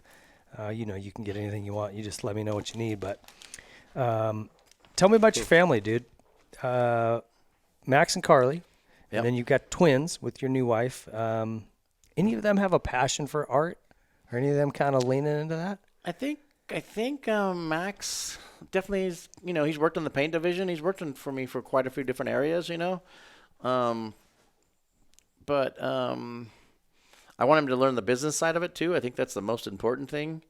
I think it's important that he just has a good style. I think he has a good eye for things. Dylan's painting his bicycles, his rims. I mean, he's painting everything. Oh, really? It's so much fun for me to come in and work with my artist in there. He gets to work with Jay. He's like add a little pinstripe. He's working with Isidro on doing the flames and the metallic colors, and then Maya's surfing. She's 17. The twins are 17. Dylan's racing. I can't believe they're 17 already. Yeah, they're driving. Yeah, it's crazy. We're going to. My wife just lined up a really cool trip for Dylan to race a World Cup Enduro for the juniors in Italy. So we did one last year, which was super fun. So super fortunate that we get to Specialized. I know helps him out, and he's dedicated and ripping. He wakes me up in the morning when I'm sleeping in bed. Come on, Dad, we're gonna go ride, man. And I'm like, it's still dark. If he turns the coffee machine on, I get up. So as he turns the coffee machine on, and I go upstairs and get dressed, and we go out and ride. He pushes me to go to the gym, which is great. So the kids keep me young for sure. Yeah. Riding with Max, I took Max to Chile. Got to ride, like 10 days on dirt bikes down there with my buddy Jeremy Israel, which is awesome. Took 5 guys from Laguna. Took some of the rads down there, which was awesome. I mean, I really, right at my age right now, I want to start. I'm loving doing dual sports and riding in different places around the world. Dual sporting is fun. Yeah. We have a dual sport feature, and I'm going to have to come out and do a ride with you. We're like going to some industry person and taking them on a dual sport ride. Uh-huh. We film it all with GoPro. We got Yeah. the Cardo system set up.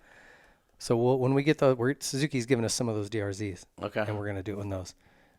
But the first time I went and rode one, I pulled up to a light and there's a cop next to me and I'm like, oh no. Yeah. And I'm like, wait.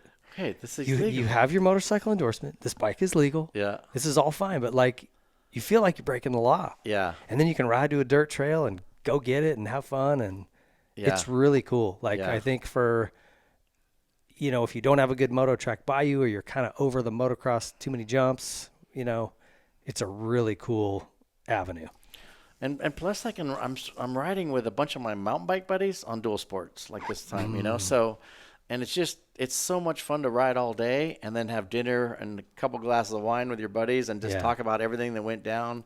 And the Cardo systems on your helmet is just so much fun. Just talking to each other on the ride and giving each other shit and listen to everybody crash and just, and making sure everybody's, it's like you all have to kind of huddle together to get to the finish line. Because, people are breaking levers and, falling off cliffs, and everybody has to pull up, get their bike together, get them back started. We went over some area where it was super windy in Chile, and there's just tons of big trees down. So it's like, here's another tree, man. Trying to get those bikes over the trees, just try to get that front wheel up a little bit. You're kind of sitting with them, and they don't get the front wheel up at all, and just over the hit bars. the tree, over the bars. we then laugh at them. Yeah, we just laughed so hard so many times, man. Yeah, that's a fun. If anyone hasn't tried dual sporting, it's a really cool way to go out and enjoy dirt bikes. What do you guys do for fun when non-motorcycle related? You guys got a weekend off. What do you go do? I had a weekend off this weekend. I took my wife for a long mountain bike ride and a picnic in the hills, which was awesome. But, I mean, we go surfing every once in a while. I need to do that. It's been a while. Take concerts. I don't know. Probably all the stuff that normal people do, you know? Yeah. Go see some. We went to that in Riverside, went and saw that Cheech Marin art gallery out there. Oh, really? Yeah, it was super cool. All lowrider art. I mean, he pulled together. I mean, to me, that's one of those things that inspired me. I went, wow, I got some new ideas for some helmets, man. Yeah. Some of that lowrider art is really. You've seen us use That's it. a culture on for helmets. sure. Yeah. So I love looking at different, art from around the world. Go to Peru, I saw a bunch of really cool stuff. Yeah. Even Lisbon is a really cool city with lots of cool museums, and I love all the old buildings and the architecture. And I can look at a front door of a church and go, whoa, I'm gonna put that on a helmet. I mean, there's always ways to find something and retweak it. Yeah. So. Oh, that's cool. Where do you see yourself in 10 years? I don't know, man. Hopefully by then, my goal is to have a Supercross and a motocross championship. And I think I can do that with Ducati. I think you can too. And it's something I don't have right now. That's sort of like a bucket list thing, huh? Yeah, I want to walk over to Mitch and tell him, hey, I did it, buddy. You win a 450 title. That's something he's never done. Yeah. Well, not tied. Well, what, for X Games? Or I mean for Supermoto? Supercross, Supermoto, or Supercross or motocross. Yeah. You've won Supermoto titles. Yeah. That's kind of what I've been gearing up for, trying to surround myself to convince Ducati that I'm the right partner to do this. I think they've taken a lot of risk going, are you the right person to do this? I mean, there's some out there going, Troy, he's never won a title, man. I'm like, in Supercross or motocross, but I want to prove him that I want to bring some style to him. I think I can do that too, bring him some cool, unique flavors. But I know there's that serious side of it that, they want to, they go racing to win. Yeah. And that's going to be expected of them. But that isn't really your position, right? As the team owner or whatever your title is, you're going to be involved with marketing, with design, with aesthetic. Yeah. Right? The team manager and race director, coordinator or whoever's the crew chief guy, those are the guys responsible for really.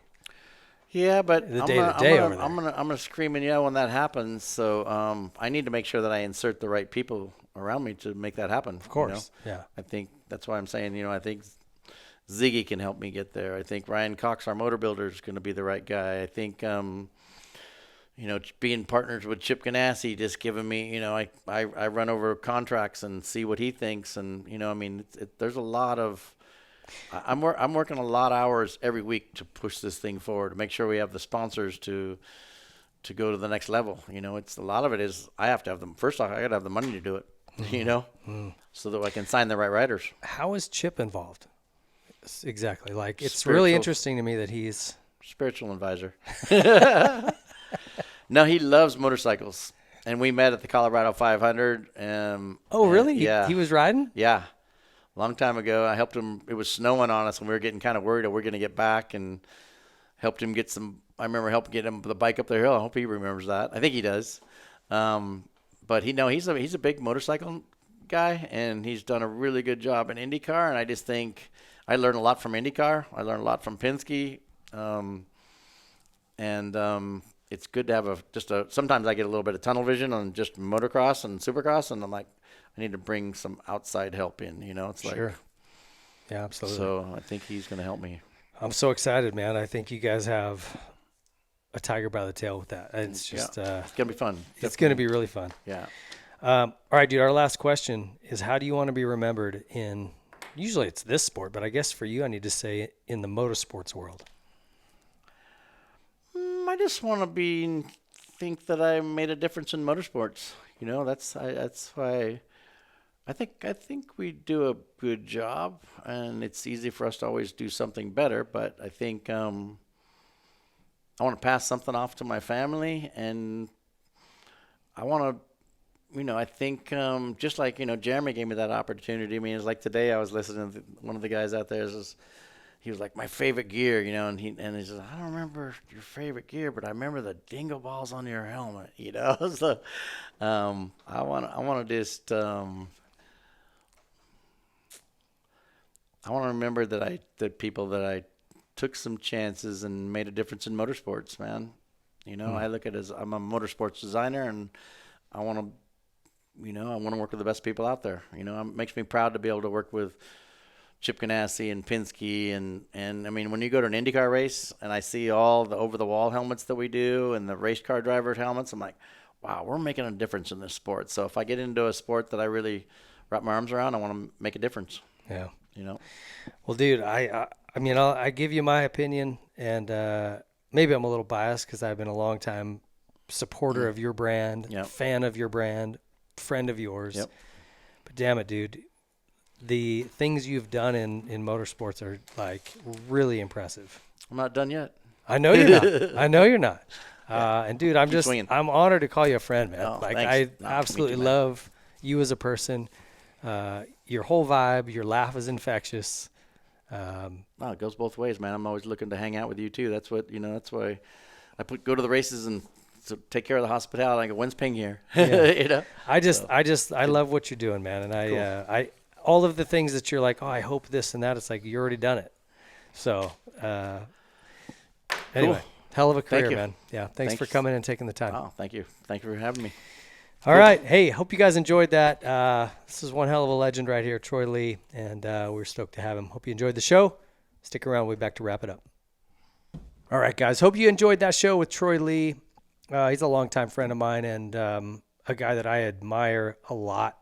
You know, I used to joke with him that he Forrest Gumped his way into his business just because he's so goofy and kind of carefree and whatever. But the fact of the matter is that guy is pretty shrewd when it comes to business. He sees things from a different angle than I think most people, and the way he's been able to maneuver and build his own brand. That doesn't happen by accident. He's an incredibly talented guy, works his ass off, and I just love him. He's one of the funniest guys you'll ever meet. If you ever get a chance to go have a drink with Troy Lee, take it. He is awesome.